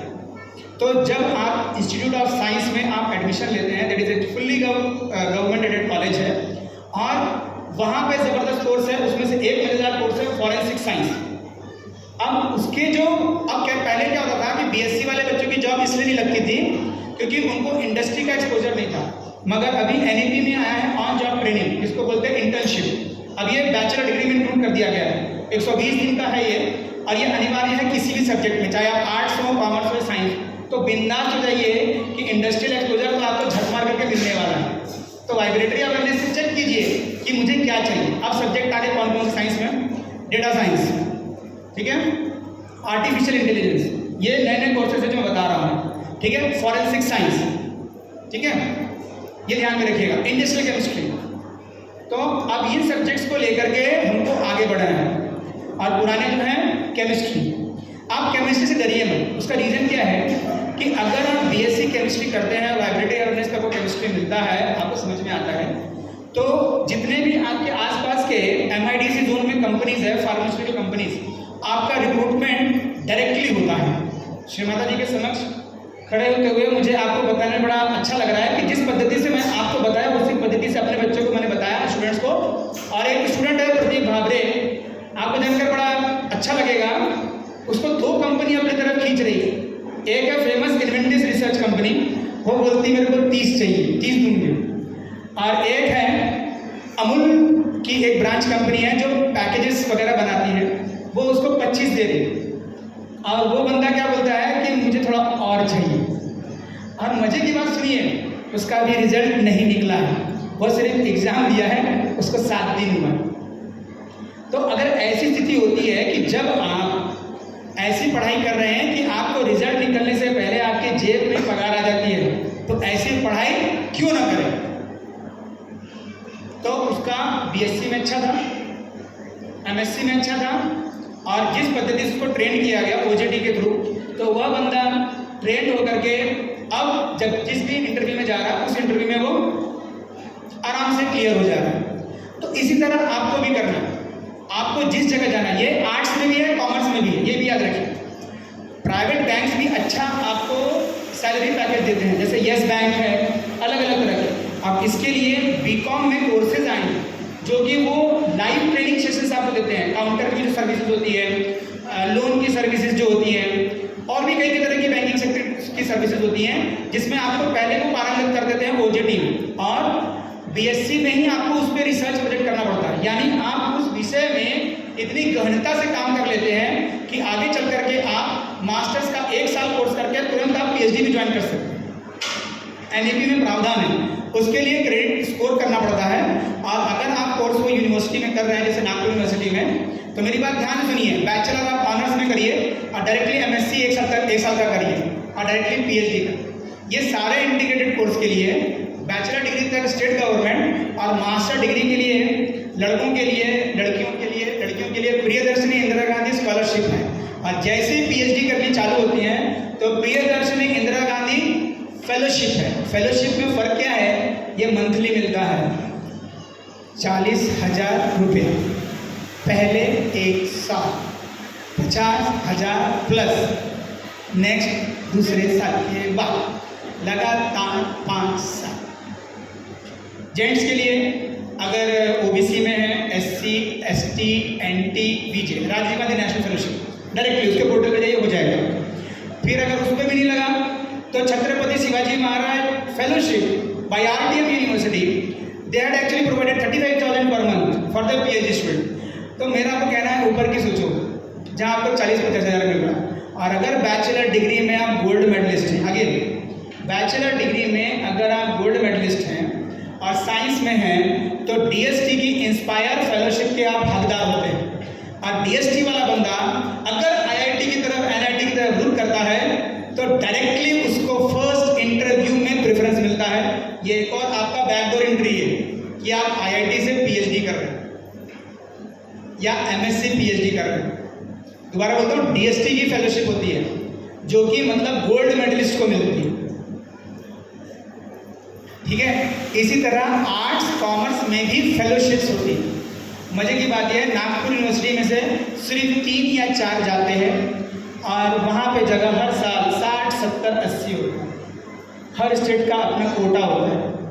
वो नहीं होता है तो महाराष्ट्र वालों को उठा करके बाकी जगह चला जाता है, अधिकतर साउथ में जाता है। वहाँ लिटरेचर की बड़ी ज़बरदस्त मांग है, खास करके संस्कृत है, तेलुगु, तमिल है, इवन वो मराठी लैंग्वेज में भी लिटरेचर करते हैं। और मज़े की बात है कि हम ही लोग वो सब्जेक्ट नहीं लेते। इसमें एक और सब्जेक्ट है बड़ा मज़ेदार, जो बक कर सकते हैं, उनके लिए बहुत मज़ेदार चीज़, लॉ। हाँ सही में, अब इसमें आप 2 तरह के काम कर सकते हैं, एक सैन्य और असैन्य। अगर आप लॉ करके इंस्टीट्यूट ऑफ मिलिट्री लॉ में आप एक फोर्स विंग है जो हमारे कांटी में है, आप उसमें भर्ती करते हैं, तो जो कोर्ट मार्शल वगैरह जो होता है, जो आर्मी के जो रहते हैं वकील वगैरह, उनमें आपकी डायरेक्ट एज एन बोल सकते हैं लेफ्टिनेंट रैंक पे आपकी भर्ती हो जाती है। समझ में आया? और नहीं तो आप अगर अच्छे वकील हैं तो आप उसी में करके आप जज तक चले जा सकते हैं, अटॉर्नी जनरल तक जा सकते हैं। बहुत बड़ी पदवी होती है। किसी गवर्नमेंट को यह पूछना कि आप क्या कर रहे हैं या आपने किया है तो उसमें मुझे बही खाता दीजिए, इतना पावर सिर्फ अटॉर्नी जनरल को होता है, सुप्रीम कोर्ट के जज के बाद। तो ऐसे बहुत सारे एवेन्यू हैं जिसको हमने देखा है। इसके अलावा एक और मजेदार चीज़ है बीवॉक में साइबर सिक्योरिटी। और आजकल साइबर सिक्योरिटी की मांग जो है फोर्सेस को भी होती है, पुलिस को है, सीबीआई को है, आर्म्ड फोर्सेस को भी होता है। और इसमें अगर वो एनआईटी से ये कोर्सेज करते हैं, जैसे हमारे इधर में नागपुर में वीएनआईटी है, ठीक है, तो वहाँ से करते हैं, तो उस तरह के कोर्सेज में कैसा है कि वो उनको अपने साथ में इंटर्नशिप कराते हैं। आपने सुना होगा ना, साइबर फ्रॉड हुआ, किसी ने कॉल किया, उसके पैसे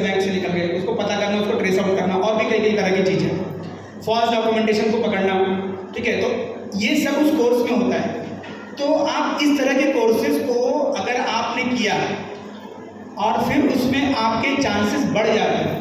मज़े की बात यह होती है कि उसमें अप्लाई बहुत कम लोग कर रहे हैं क्योंकि पता नहीं होता, क्योंकि शर्मा जी का लड़का डॉक्टर है और वो 10 लाख पर मंथ कमाता है, तो वर्मा जी ने बोला तू भी डॉक्टर बन, और उसको तो चाकू छुरी नहीं पकड़ना आता, वो तो ब्रश पकड़ कर ही खत्म हो जा रहा है।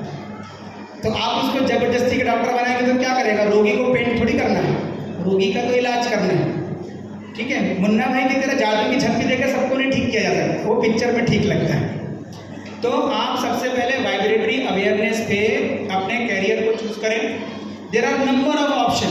थिएटर ड्रामा में आप नेशनल स्कूल ऑफ ड्रामा, या आप सिर्फ गूगल पे टाइप कीजिए बेस्ट स्कूल या colleges for Vivo courses, best colleges in Nagpur या वर्धा जो भी है जहाँ रहते हैं फॉर बीकॉम कोर्सेज। समझ में आ गया? गूगल पे आ गया, मिल गया, कहानी खत्म। और एनईपी का एक गाइडलाइन है जो यूनिवर्सिटी में सबको दिया गया है, एक हेल्प डेस्क क्रिएट करना है और सबने किया भी है। बच्चों को बताना है नए कोर्स क्या हैं, और अगर आप नहीं बनाते हैं तो आप पीएमओ तक कंप्लेंट कर सकते हैं, सर ये हमें एनईपी का पूरा डिटेल नहीं दे रहे। 5 मिनट के अंदर मालूम है वो आपको घर बताने आएगा, लेकिन ऐसा कीजिएगा मत, वो आपको बताएगा। हेल्प डेस्क पर जो बंदा बैठा है वो प्रोफेसर ग्रेड का बंदा है, यानी उसको सब नॉलेज है, और एनईपी ड्राफ्टिंग कमेटी का वो एक मेंबर रह चुका है, तो वो आपको पूरा डिटेल बताएगा, तो घबराने की कोई ज़रूरत नहीं। इसके अलावा महाराष्ट्र गवर्नमेंट की वेबसाइट है और जो एमपीएससी की वेबसाइट है, एनईपी की भी वेबसाइट बनी हुई है, वहाँ डिटेल पूरा बताया हुआ। तो ऐसे बहुत सारे कोर्सेज हैं। किसी को ऐसा मन करता है कि मैं खाना बनाऊँ और खाना बनाने के कोर्स में मैं ऐसा कोर्स करूँ कि मुझे नौकरी लग जाए, दैट इज कॉल्ड कुकरी। ठीक है, तो वहाँ का जो बीएससी में अब होम साइंस आया है उसमें ये कोर्स इंक्लूड किया गया है और इसको चेंज किया गया है बीएससी न्यूट्रिशन एंड डाइट। ठीक है, मतलब चीज वही है लेकिन अब उसको नया, अब इसमें प्रोफेसर ग्रेड की भर्ती होगी। और मजे की बात यह है अब इसकी भर्ती कंपनी में भी होगी। कहने का मतलब अगर बिस्किट बना है, समझ लीजिए सरल दिया की कंपनी है और उन्होंने बिस्किट बनाया और बोलते हैं कि इसमें मिलेट है, गेहूं है, सो एंड सो है, और किसी का अगर न्यूट्रिशन का अगर उस पोस्ट पर होता है तो वो बताएंगे कि बराबर है कि नहीं है। अगर वो ओके नहीं बोलेगी तो इनका क्वालिटी कंट्रोल आगे नहीं बढ़ सकता। अब इनकी भर्ती कहाँ होती है? Food safety standard authority of India limited. Directly course किया, भर्ती डायरेक्टली हुई। सेम केमिस्ट्री में भी वही आया।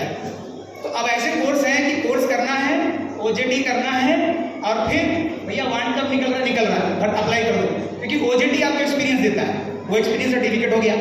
फिर आप 2 मेजर रिसर्च प्रोजेक्ट करेंगे उसी पे, तो आप उसमें पक्के हो गए।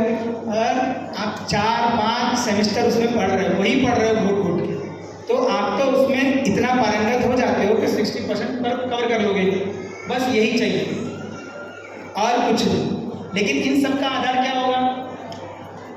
ध्यान होगा। और ध्यान से क्या मिलेगा? Vibratory awareness. तो वाइब्रेटरी अवेयरनेस पे ही आपको सिलेक्ट करना है career option. Arts, commerce, science पहले चूज कर लें इनमें से, फिर जो भी मिला उसमें से चूज कीजिए कि कैसा कैसा क्या है। आज ही से लग जाइए। समझ में आया? क्लियर हो गया? और इतना याद रखिए, हमें वह कोर्सेज, वह विद्यालय, विश्वविद्यालय चुनने हैं जिसमें पढ़े हम, सरकार पैसा दे। और सरकार को हर साल क्या करना पड़ता है मैं बताता हूँ कि ऐसे बहुत नंबर ऑफ फेलोशिप्स वापस लेना पड़ता है जो बैचलर डिग्री में है, क्योंकि हमारा रुझान इंजीनियरिंग माफ कीजिएगा मतलब कोई बुरा नहीं मानिए, लेकिन इंजीनियरिंग डॉक्टर बनाने में ज़्यादा है।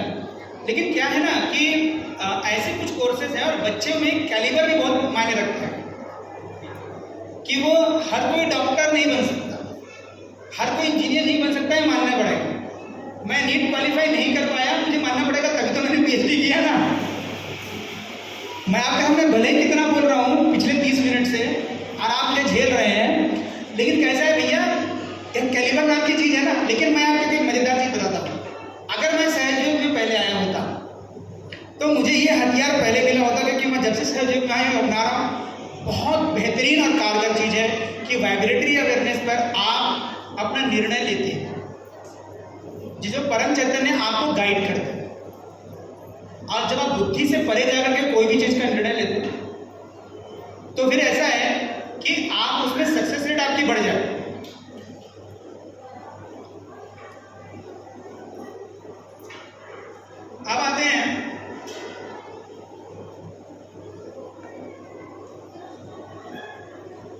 ऐसे कोर्सेज होते हैं जिसको मतलब हमारे कॉमन घर में उसको जगह नहीं मिलती।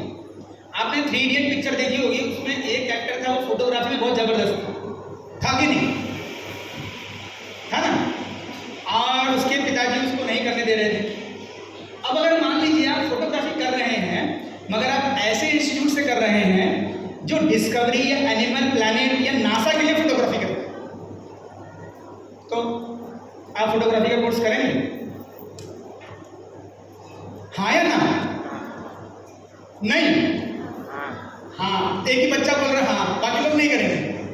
अगर आप परफॉर्मिंग आर्ट्स के अलावा अगर आप सिंपल पेंटिंग वगैरह कर रहे हैं मगर आप ऐसे संस्थान से कर रहे हैं कि आपकी एक पेंटिंग का समझ लीजिए ज़्यादा से ज़्यादा तो नहीं बोल सकता, मिनिमम आपका 75,000 एक पेंटिंग जा रहा है, एक पेंटिंग। यही नहीं, आपको नेशनल स्कूल्स में जहाँ पर ये कोर्सेज चलते हैं डायरेक्ट आपका रिक्रूटमेंट हो रहा है on the post of assistant professor, जहाँ आप लोगों को समझाते हैं।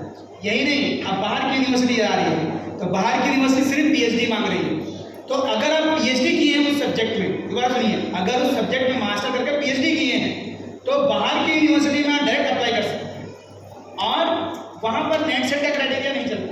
मैं दोबारा बताता हूँ, नेट सेट गेट का क्राइटेरिया नहीं चलता, पीएचडी का क्राइटेरिया चलता है। ये एक यूनिवर्सल डिग्री है। अगर आपने यहाँ पीएचडी किया है तो आपको विदेश में जाकर के ये नहीं बताना पड़ता कि भैया मैंने पीएचडी किया है, अभी आपके वहाँ पे मुझे दोबारा पीएचडी करना पड़ेगा, जबकि बाकी सब डिग्री में है। अगर आपने यहाँ से एमएससी किया है वहाँ एमएस होता है, ये याद रखिए।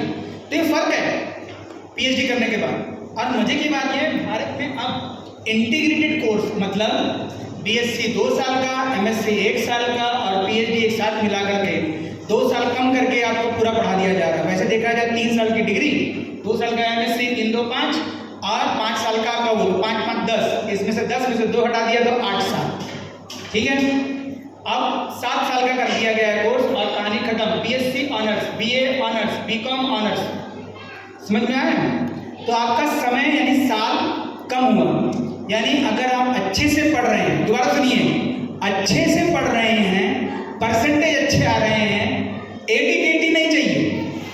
जैसे ध्यान रेगुलर करना है वैसे युवा शक्ति को पढ़ाई भी रेगुलर करना है। ऐसा नहीं शरद भैया मैं आ जाऊँ क्या पढ़ने का, जब भी टाइम शरद भैया आ जाऊँ क्या, शरद भैया के पास जा रहे हैं, अरे मेरा लड़का तो पढ़ता ही नहीं, वो घूमते ही रहता है, तो समझाओ शरद भैया को आता तो है काम के लिए रेगुलर, पढ़ता कैसे नहीं। तो आपको ध्यान के साथ पढ़ना है, किसके लिए? अपने लिए और श्री माता जी के लिए। कल को आप कुछ बनते हैं श्री माता जी की वजह से बनते हैं, कहीं ना कहीं आप सहयोग को वह दिशा देते हैं, वह गति देते हैं, समाज को भी बताते हैं कि अब व्यक्ति अगर ये करता है और आपको हो भी सकते हैं आराम से कि अगर इससे करते हैं इस पद्धति से बहुत आसान है और हम जो लक्ष्य निर्धारित करें हम उसे पा सकते हैं। तो बताने का मेन मकसद ये है कि अनकन्वेंशनल जो कोर्सेज होते थे अब उसमें भी आपको स्नातक यानी बैचलर डिग्री का ऑप्शन आ गया है, स्पेशलाइज कोर्स आ गया। और याद रखिए जब स्पेशलाइज कोर्स करते हैं तो आपको डायरेक्ट एंट्री स्पेशलाइज जगह मिलती है, बस आपके परसेंटेज अच्छे चाहिए, फिर आपको मास्टर्स के लिए सेंट्रल यूनिवर्सिटी अप्लाई करना पड़ेगा। एक बार आपका वहाँ सिलेक्शन हो गया, फुल फेलोशिप, मज़ेदार, और फिर नौकरी तो पक्की है, क्योंकि मैंने किसी आईआईटी वाले को घूमते हुए नहीं देखा है। देखा है आपने किसी आईआईटी वाले को घूमते हुए? मैं वही बता रहा हूँ, अच्छी जगह से पढ़िए। मैं ये नहीं कह रहा हूँ कोई चीज़ खराब होगी, मेरे कहने का मतलब है आप श्री माता जी के बच्चे, आप अच्छी जगह के लिए बने हैं और जहाँ भी जाएंगे आप उसे अच्छा बनाएंगे, मगर आप सर्वोत्तम के लिए प्रैक्टिस कीजिए। सर्वोत्तम आपके समक्ष जरूर है। समझ में आ गया? तो 4 चीज़ें ध्यान में रखना है। सबसे पहले नियमित ध्यान, नमक पानी, सेंटर पर रेगुलर जाना और प्रचार प्रसार करना, जिससे मिलने वाले वाइब्रेशन से हम ये डिसाइड करेंगे कि कौन सा कैरियर, कौन सा स्ट्रीम हमारे लिए सदुपयोगी है। मैं समराइज कर रहा हूँ इसलिए, ठीक है। और उस बेस पे फिर हम करियर का ऑप्शन चूज करेंगे। वाइब्रेशन के अगेंस्ट न जाएं। मेरा पेरेंट्स से अनुरोध है, अगर आपका लड़का डॉक्टर नहीं बन सकता तो याद रखिए एपीजे कलाम बन सकता है। ये याद रखिए, श्री माता जी ने उनके लिए बहुत कुछ सोचा है, तो उनके ऊपर प्रेशर न डालें। वाइब्रेटरी अवेयरनेस पे आप देखिए, आपको वह चीज़ मिलेगी ही। आज आप लिख लीजिए, मैं आपको ब्लैंक कागज पे लिख के देता हूँ, क्योंकि श्री माता जी के समक्ष ऐसे मैं प्रार्थना करता हूँ 2 साल पहले, और मास्टर्स के बच्चों के लिए कोशिश करते हैं।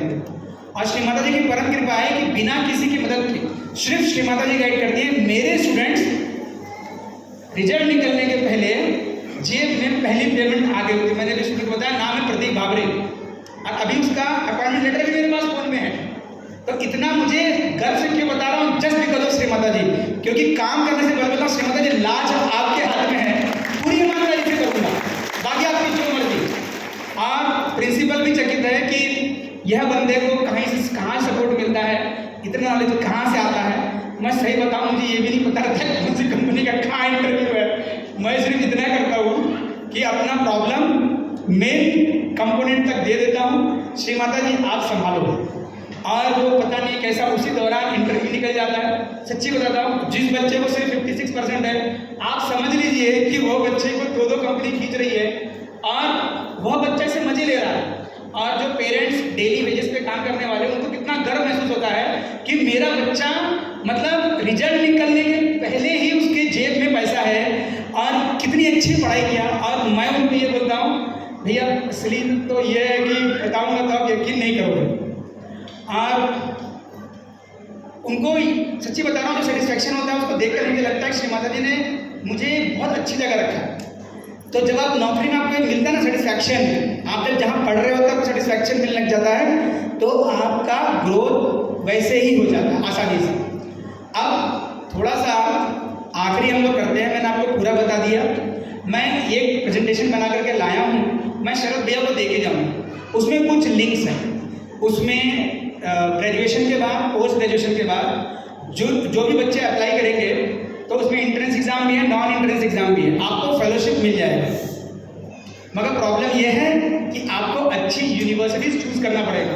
अच्छी यूनिवर्सिटीज़ के लिए आपको अच्छे मार्क्स लाना होगा, अच्छे मार्क्स के लिए आपको अच्छा कोर्स करना होगा, और उसके लिए आपको वाइब्रेटरी अवेयरनेस पे चेक करना होगा कि आप आर्ट्स, कॉमर्स, साइंस कहाँ जाना चाहते हैं, आपके लिए क्या बेस्ट रहेगा। ये बात आप मान लीजिए, दोनों गार्जियंस भी और बच्चे भी। ये मत सोचिए वर्मा जी का लड़का रॉकेट साइंटिस्ट है तो अपने भी लड़के को रॉकेट साइंटिस्ट बनाए। अपना लड़का एग्रीकल्चर में अच्छा है ना, तो एग्रीकल्चर में वाइब्रेशन चेक कीजिए, फिर ऑप्शन चूज कीजिए। मैं गारंटी देता हूँ कि वो लड़का वर्मा जी से ज़्यादा अच्छा करेगा। हो सकता है जिस रॉकेट में बैठ के जाना है दूसरे ग्रह, उसी ग्रह पर जाकर खेती करने का आविष्कार लड़का करेगा, और उसके माध्यम से सहज कृषि फैलेगा। लेकिन आप उस पर जबरदस्ती ना करें, वाइब्रेशन के अगेंस्ट ना जाए, ठीक है। अब आखिरी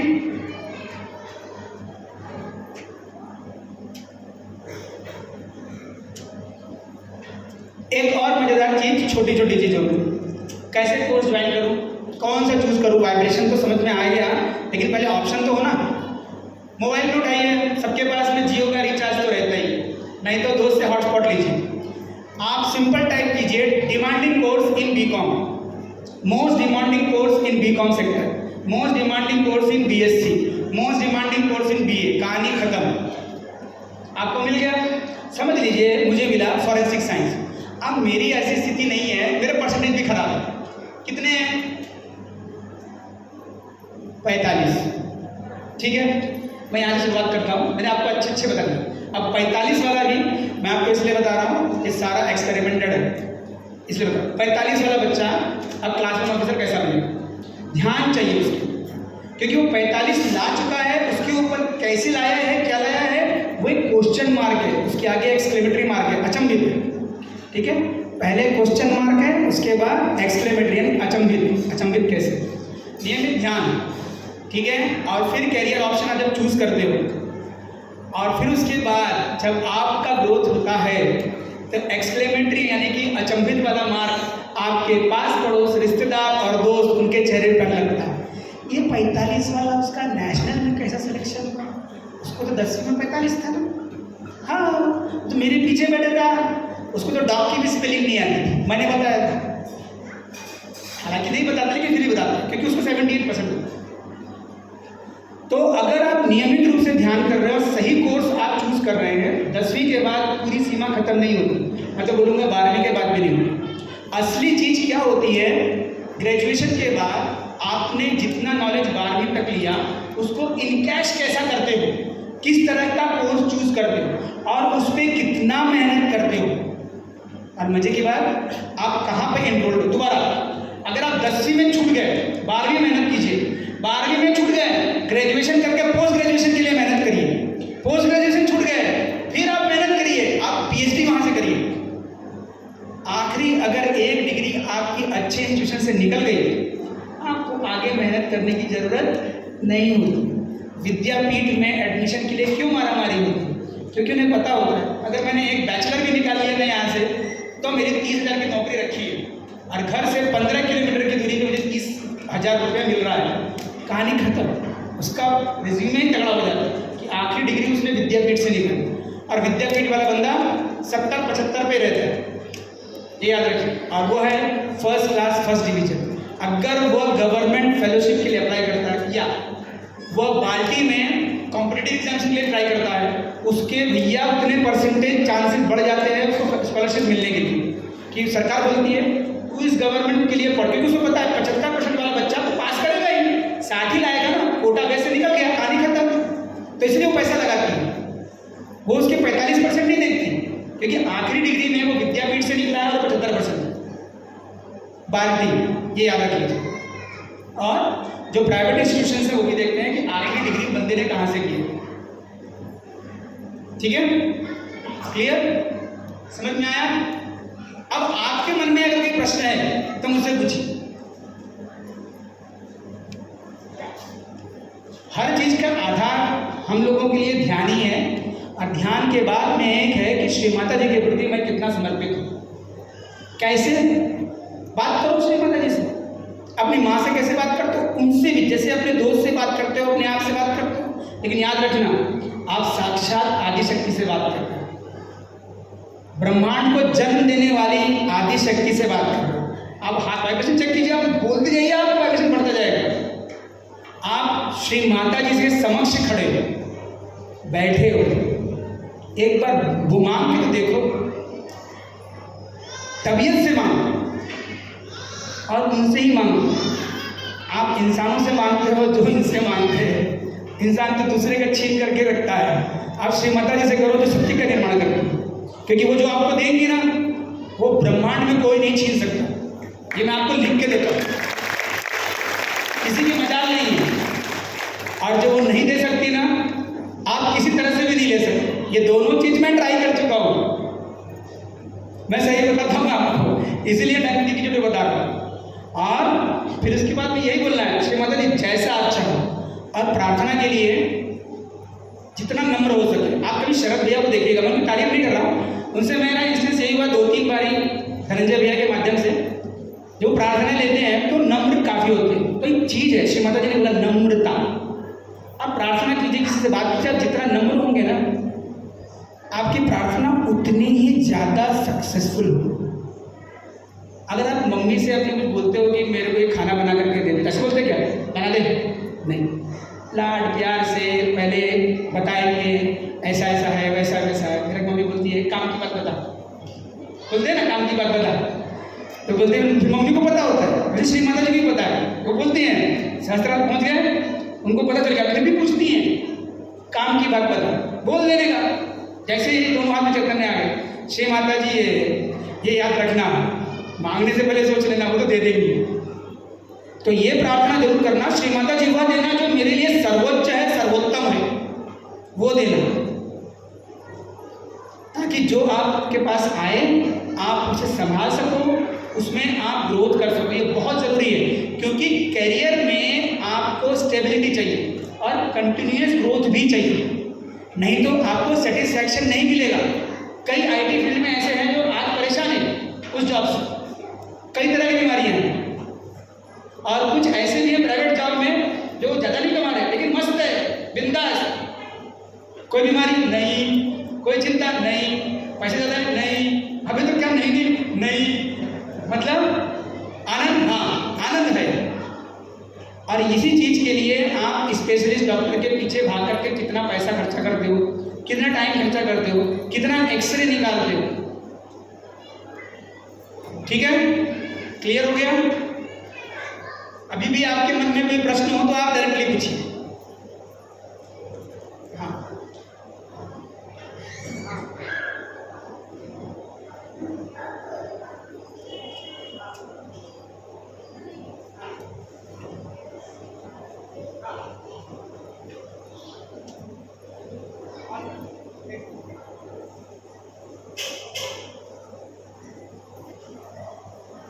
वो अभी मासे श्रीमाता से पूछ के वापस से चेक किया है, अभी मोबाइल की क्लासेस लगाए हैं, उसके बारे में थोड़ा मार्गदर्शन कीजिए। हाँ, तो जैसे मैंने शुरुआत में बताया था, आप मेरे प्रश्न का सिर्फ उत्तर हाँ या ना में जवाब दीजिएगा। वो नियमित ध्यान करता है, हाँ करता है। नियमित नमक पानी करता है, हाँ, सेंटर रेगुलर जाता है, प्रचार प्रसार बराबर करता है। मैं प्रचार प्रसार में अभी तक गया नहीं, नया अच्छा, है, ठीक है। नया है, नया है, 5-6 महीने हो गए। हाँ अच्छा ठीक है, 5-6 महीना है। आपने जो भी कोर्स उसको करने से पहले वाइब्रेशन चेक किया था? नहीं, हम तब सर्जरी नहीं थे, हम 1 साल पहले सर्जरी हो गए हैं। ठीक है, और कोई बात नहीं। हम दोनों भी नए हैं। बिल्कुल कोई बात नहीं। तो सिंपल सा एक और काम करिए, आप श्री माता जी के समक्ष ही बैठे और आप सिंपल सा प्रैक्टिकल भी कर सकते हैं कि जैसे जेई यानी इंजीनियरिंग के लिए होता है, टेक्निकल सर्विसेज के लिए प्रश्न बनाइए। याद रखिए, प्रश्न बनाने समय क्लियर जरूर चाहिए। आप प्रश्न में जरूर ये लिखिए कि आप अपने बच्चे को जैसे इंजीनियरिंग के कोर्स में भी कौन सा करवाना चाहते हैं, क्योंकि मेरे क्षेत्र में जहाँ मैं रहता हूँ वो छोटा सा क्षेत्र है और वहाँ पे बच्चों ने वाइब्रेटरी अवेयरनेस पे अपने कोर्स सेलेक्ट किए। उनके पेरेंट्स जो थे टोटली उनके अगेंस्ट हो गए थे कि भैया तू आर्किटेक्चर कर रहा है और कैसा क्या होगा।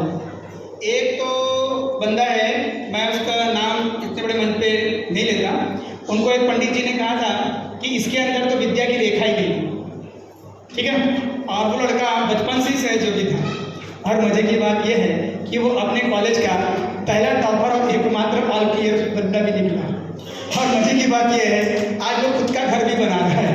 अब मजे की बात यह है वो 2 कंपनी चला रहा है। मजे की बात यह है तीसरी कंपनी वाले ने उसके आचरण पर उसको रिटायरमेंट नहीं लेने दिया, बोलते नहीं अपने बिजनेस के साथ साथ मेरा भी बिजनेस चला। नाम अनिकेत कुथे, ठीक है, पुणे में भी है। तो मैं सिर्फ ये बताने की कोशिश कर रहा हूँ कि वो सहयोगी बच्चे जिससे मैंने सीखा सब छूटे ध्यान न छूटे। और अगर कुछ भी प्रॉब्लम रहता है, चाहे वो ट्रेन में रहता है, चाहे दोस्त के वहाँ रहता है, रिश्तेदार के वहाँ रहता है, एक कोने में जाकर के ध्यान जरूर करें। तो आप ध्यान के माध्यम से पहले ये पूछिए कि क्या कोर्स मैंने आपके बच्चे के लिए लगाया है क्या वो सही है। अगर वो वाइब्रेशन उस समय आपको मिलते हैं, ये आप इंडिविजुअल भी क्या आप नए भी हैं तो आप सामूहिकता में अपने सेंटर पे भी चेक करवाइए, जो आपके सेंटर कोऑर्डिनेटर हैं उनके माध्यम से और जो पुराने सहयोगी, फिर आप उसमें चूज कीजिए। यह मत सोचिए अगर मान लीजिए उसका अगर इंजीनियरिंग के बजाय में दूसरे कोर्सेज में आ रहा है तो मन छोटा ना करें। आज ऐसा प्लेटफॉर्म क्रिएट कर दिया गया है जहाँ से सबके लिए सेम पैकेजेस मिल सकते हैं, समान अवसर मिल सकते हैं। इसके बाद में जो जितना व्यक्ति मेहनत करेगा, परसेंटेज लाएगा, सेंट्रल यूनिवर्सिटीज़, नेशनल यूनिवर्सिटीज़ में जाएगा और इसके साथ साथ अब कैम्ब्रिज और बाहर की भी यूनिवर्सिटीज़ हमारे यूनिवर्सिटी से टाई अप कर रही हैं, तो उनके कोर्सेज लेगा उतना ही वो और ऊपर जाएगा, ये याद रखिए। और हर चीज़ की सफलता पैसे से जब ना आके, हम सहयोगी हमको संतुलन में रहना होगा। हमें उतना ही खाना है कि हमारा खाना हमारे पेट में रहे, बचे हमारे शरीर को लगे, ना कि खाओ और जाओ, वैसा काम नहीं चाहिए, ठीक है। तो इसमें आपको मेरा यही सलाह है कि वाइब्रेटरी अवेयरनेस पे दोबारा चेक कीजिए। आपको चैतन्य के माध्यम से श्री माता जी जरूर मदद करेंगे, ये गारंटी। ये हमने क्लासेस जो लगाए हैं, हाँ। उसमें चैतन्य आया था, हमने सवेरे का ध्यान किया। हाँ। भी चलता स्थिति में हमने पूछा माँ से, हाँ। कि माँ ये सही है कि गलत है, ट्यूशन क्लासेस बंद करना पड़ेगा क्या, हाँ। घर पर पढ़ाई करेंगे ओके। हो जाएगा क्या? ठीक है। तब पूरे शरीर में वाइब्रेशन आ गया। वैसे दोस्तों में जब आप बोलते हैं तब तो कुछ हमारे हाथ में शरीर में ऐसे वाइब्रेशन आते हैं, अभी भी आते हैं, वैसे ही आ गए थे। और हमने फिर उसकी इच्छा थी वैसे लगा दिए, तब तो सही होगा ध्यान। हाँ, तो इतना भी याद रखिए कि थोड़ा सा ध्यान में आपको परिपक्व होना पड़ेगा। मैं ये नहीं कहता कि आप ध्यान में परिपक्व नहीं हैं, यानी पक्के नहीं हैं। कभी कभी ऐसा भी होता है कि अगर एग्जामिनेशन ना हो तो स्टूडेंट या भक्त का क्या मतलब है। अगर आपने वाइब्रेटरी अवेयरनेस में चेक किया है उस पर स्टिक रहिए। अगर वाइब्रेटरी अवेयरनेस पे नहीं चेक किया है तो मैं दोबारा बताता हूँ, ईमानदारी बहुत ज़्यादा ज़रूरी है। मैं आपको दोबारा यही बोलूँगा, ईमानदारी बहुत ज़रूरी है। आप ये बोले कि वाइब्रेटरी अवेयरनेस नहीं आ रहा और हम उसको करा रहे हैं, या फिर आ रहा है हम उसको नहीं करा रहे हैं, या आ रहा है तो परफॉर्मेंस नहीं आ रहा है। कई चीज़ें इसमें इन्वॉल्व होती हैं। बच्चा रेगुलर पढ़ना चाहिए। आपने जो कोर्सेज लिए हैं, जहाँ पढ़ाया जा रहा है, क्या वो सही पढ़ाया जा रहा है, पहली चीज़। वो पूरे टीचर तो चिडचिड जय श्री माताजी, जय श्री माताजी. क्वेश्चन आन्सर सेशन आपण नंतर ठेवलेलं आहे आणि जर समजा त्याच्यामध्ये कुणाचे प्रश्न डाऊट राहिले तर कुंदन यांचा नंबर शेअर होईल, त्यांना तुम्ही वैयक्तिक विचारू शकता. आपल्याकडे थोडासा वेळ कमी आहे, वक्ते भरपूर आहे, त्याच्यामुळे आपण प्रश्नोत्तर नंतर. जय श्री. अब ऐसा है कि हम कैरियर की योजनाएं कैसे बनाते हैं, इसको समझिए 3 मुख्य बिंदु. पहले अपने आप को समझिए, ध्यान के माध्यम से जाने कि आपके हॉबीज़ क्या हैं, आपकी पावर कहाँ है, पॉजिटिव पावर्स कहाँ पर है. जैसे कोई व्यक्ति अगर मान लीजिए रीजनिंग एबिलिटी में बहुत स्ट्रांग होता है तो उसको साइंस ज़रूर लेना चाहिए, खास करके जहाँ पर एप्टीट्यूड की बात ज़्यादा आती है, जैसे इंजीनियरिंग में कोर्सेज आते हैं. ठीक है, तो इस तरह के कोर्सेज में वो अप्लाई कर सकता है. इसके अलावा हर व्यक्ति को ये पता होना चाहिए उसका कमजोरी क्या है. इसको इंग्लिश में बोलते हैं स्वॉट एनालिसिस, स्ट्रेंथ, वीकनेस, अपॉर्चुनिटीज, ठीक है, एंड चैलेंजेस. तो मेरी स्ट्रेंथ क्या है, मेरी वीकनेस क्या है, इनको लेकर के जो मुझे जो अपॉर्चुनिटीज़ मिलने वाली है और चैलेंजेस मिलने वाले हैं, इनको लेकर मैं क्या करूँगा. बहुत इजी है, एक कागज पे लिख लेना मेरे अंदर पॉजिटिव क्या क्या है, मेरे अंदर नेगेटिव क्या क्या है, और श्री माता जी के पास रख करके रोजाना नेगेटिव को पॉजिटिव में कन्वर्ट करने की कोशिश करें. कहानी खत्म. OC अपॉर्चुनिटी अपने आप आएगा. श्री माता जी ने स्पीच में कहा अपने आप ही आएगा. चैलेंजेस नहीं आएंगे आप क्या, लिख के देता हूँ, लिख के देता हूँ, चैलेंजेस नहीं आएंगे. एक भैया एग्जाम्पल देता हूँ बस आखिरी. नाम सेजल लुटे, MSc की एडमिशन के लिए वो गांव चली गई और सबको लगा मैं असिस्टेंट प्रोफेसर हूँ, RTM यूनिवर्सिटी मेरी बहुत पहचान है, हो जाएगा ऐसा वैसा. हम दोनों श्री माता जी से कह के निकले, श्री माता जी जैसा आप जहाँ चाहते हैं वहाँ एडमिशन कराओ. लड़की ने अम्बेडकर कॉलेज और इस्लाम कॉलेज का एडमिशन भर तो दिया. अब उसमें ऐसा रहता है कॉलेज की वेबसाइट पर जाकर रजिस्टर करना रहता है, जहाँ वो भूल गई. मेरे अच्छे कॉन्टैक्ट थे, मैं गया और तब तक VC के थ्रू एक एडमिशन आ गई. VC के थ्रू एडमिशन आ गई. मैं बताना ये चाह रहा हूँ कि मेरी पहचान भी नहीं, जिसके साथ श्री माता जी है ना. अब देखो जादू कहाँ काम करता है. अब दिमाग लगा ना, मेरा तो आज तक दिमाग नहीं लगा. मेरा जो बंदा था बोला सर VC का एडमिशन आ गया अम्बेडकर कॉलेज में, नहीं हो पाएगा एडमिशन, सॉरी सर मैं अब नहीं कर पाऊँगा. मैं बहुत कोशिश कर रहा था. मैं बोला मन में सोचा काय को फालतू नाटक कर रहा है यार, करना रहता तो कर दिया रहता. VC के आगे क्या चलेगा किसी की. ये बात ट्रुथ है. फिर हम लोग अम्बेडकर कॉलेज नागपुर से सीधे सदर में आए. सदर में हल्दीराम की दुकान है. अब वो लड़की बिल्कुल मायूस हो गई कि मैं MSc केमिस्ट्री नहीं कर पाऊँगी, फिर मैं आगे मेरा करियर क्या होगा. मैंने उसको देखा, मैं बोला छोटी बहन, बोला चल अपन आज हल्दीराम में खाना खाएंगे. तो बोलती क्या. मैंने बोला एक आता है सिजलर करके आता है, उसमें धुआं निकलता है, बहुत अच्छा लगेगा. सही बता रहा हूँ, श्री माता जी के समक्ष खड़े रह के बात कर रहा हूँ. सिजलर उसने लाया, ठीक, वो बुझे मन से सिजलर की तरफ देखी और उसने बोला जाने दो भैया, श्री माता जी की जैसी, देखिए श्री माता जी की जैसी मर्जी, फोन बजाओ सर एडमिशन हो जाएगा आप आ जाओ. मैंने बोला मैं नहीं आता, मैं नहीं आता. बोले सर आप चिंता मत करो, घर से रजिस्ट्रेशन कर देना. अबे तू देखते बैठ भैया, क्योंकि मेरे पहचान कर रहा. मैंने किया नहीं, उसने लड़की ने छोड़ दिया जब. यानी हमें श्री माता जी पे छोड़ना आना चाहिए. और वो मतलब ऐसा है कि उनके घर वाले बोलते रहते हैं कि आप गए थे. मैंने आपको सारा बताया, कभी लड़की मिले मैं नाम बता रहा हूँ सेजल लुटे, ठीक है, ठीक है. तो उससे पूछिएगा, तो मैंने कुछ भी नहीं किया, सब श्री माता जी ने किया. अब लोग बोलते हैं क्या हुआ, VC वाला बोलता है मेरे को एडमिशन नहीं चाहिए, फिर काय को आया था उधर. और वो क्यों, उसके मन में आया अरे मैं इतनी दूर नहीं करूँगा, जबकि अम्बेडकर कॉलेज प्रोमिनेंट स्पॉट पर है और अच्छा कॉलेज है.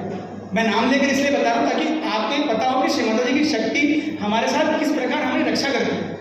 और उसके वो मतलब वो रो भी रही थी, हंस भी रही थी, और मेरे अंदर सिर्फ इतना ही निकल रहा था, श्री माता जी, जैसा मैं आपको बोल के निकला था कि श्री माता जी लाज रख लीजिए, और श्री माता जी ने लाज रखा, उसका एडमिशन हो गया। और मजे की बात यह है, she is the only student who cleared all her semester first class first division, and उसने जो एल्युमिनियम रिसर्च सेंटर से प्रोजेक्ट डायरेक्टर के अंडर में अपना प्रोजेक्ट किया। तो मैं आपको यही बताना चाहता हूँ कि हमारी रक्षा होगी, आपको ध्यान के अलावा एक फैक्टर जोड़ना होगा, समर्पण। श्री माता जी सब आपका है, जो होगा वो भी आपका, जो नहीं होगा वो भी आपका, मैं भी आपका, कहानी खत्म, दिमाग हल्का, बस मजे करो जो करना है, लेकिन टेंशन लेके नहीं करना, नहीं हुआ नहीं हुआ, मेरा राउंड में नहीं लगा, मेरा फर्स्ट राउंड में नहीं लगा, सेकंड राउंड में नहीं लगा, नहीं तो तुम्हारे लिए इसलिए तो नहीं लगा। विवेकानंद डॉक्टर थे नहीं, लेकिन उनको पूरा जग पूछता है, मानता है कि फिर। तो इसी प्रकार से आपके लिए भी जो करियर है वो समक्ष आपके आएगा, आपको चुनना होगा, उसके लिए आपका ध्यान होगा, ठीक है। और फिर उसके बाद में इतना याद रखें, जब आपकी छुट्टियां होती हैं बेटा, बहुत इंपॉर्टेंट चीज़ है, छुट्टियां जब होती हैं तो हम इधर उधर गाँव घूमने लग जाते हैं, नहीं, आप कोर्सेज के दौरान ही 2 पार्ट्स में डिवाइड कर लीजिए। 15 दिन फुल सहयोग, फुल प्रचार प्रसार, शरद भैया मेरा नाम लिख लो, 30 दिन की छुट्टी है, मैं शरद देव करता हूँ, 25 दिन की छुट्टी रहती है भैया, 15 दिन आप किसी स्टूडेंट को ले सकते हो, अगर वो यूनिवर्सिटी में है तो, सही बता रहा हूँ, 15 दिन की छुट्टी मिलती है, उसमें आप सहयोग पूरा कर सकते हो। अगले जो 20 दिन मिलते हैं उसमें आप क्या कीजिए, ट्रेनिंग कोर्सेज कीजिए। मैं इसलिए बता रहा हूँ, सहयोग के साथ ट्रेनिंग एक्सपोजर भी जरूरी है, ताकि आप पाठ्यक्रम में बाकी बच्चों से ऊपर हैंड करें, कि अगर कैंपस सिलेक्शन आता है तो आप बताएंगे 6 सेमेस्टर में 6 ट्रेनिंग, ये लो सर्टिफिकेट, आपका रिज्यूमे अच्छा बनाइए। कहाँ से करेंगे, नेट पे टाइप कीजिए, नहीं पता टाइप तो करो, जैसे मैं आर्ट्स पढ़ रहा हूँ और मैं हिंदी में हूँ, हिंदी लिटरेचर है, मैं सिंपली बता रहा हूँ, हिंदी लिटरेचर है, तो summer project in Hindi literature कौन सी आसपास की यूनिवर्सिटी में होता है वो बताएगा, गोंडवाना में होता है, अमरावती में होता है, और फिर अगर आपके परसेंटेज दोबारा आ गया, परसेंटेज अच्छे है तो आ जाइए। धीरे धीरे आपको वहाँ के गाइड पहचान जाए और वो आपके अपने अंडर के प्रोजेक्ट्स में ले करके, जिसके लिए आपको 40,000 पर मंथ मिलता है, स्नातकोत्तर यानी कि MA के कोर्सेज में आप ज्वाइन हो जाते हो, और उन्हीं के अंदर आप आसानी से PhD भी कर सकते हैं, ठीक है, क्लियर हो गई बात। अब उसके बाद में आता है कि बड़े बड़े काम करने के लिए बड़े बड़े लक्ष्य मत रखें। जैसे अगर थाली में मुझे पंचमेवा दिया गया है तो मैं थोड़ा थोड़ा करके खाऊंगा, एक बैग थाली नहीं खाऊंगा। तो उसी तरह छोटे छोटे लक्ष्य निर्धारित करें और रोज उसको क्लियर आउट करने की कोशिश करें। अगर वो नहीं हो रहा तो घबराए ना, श्री माता जी से प्रार्थना करें और बोले हैं कि हमें सक्षम बनाइए कि हम ये लक्ष्य कल निर्धारित करें। खड़क खत्म, छोटी छोटी सीढ़ी चढ़ोगे आप टॉप तक पहुंच जाओ, ये ध्यान में रखें। इसके बाद में आता है कि सफलता की कुंजी।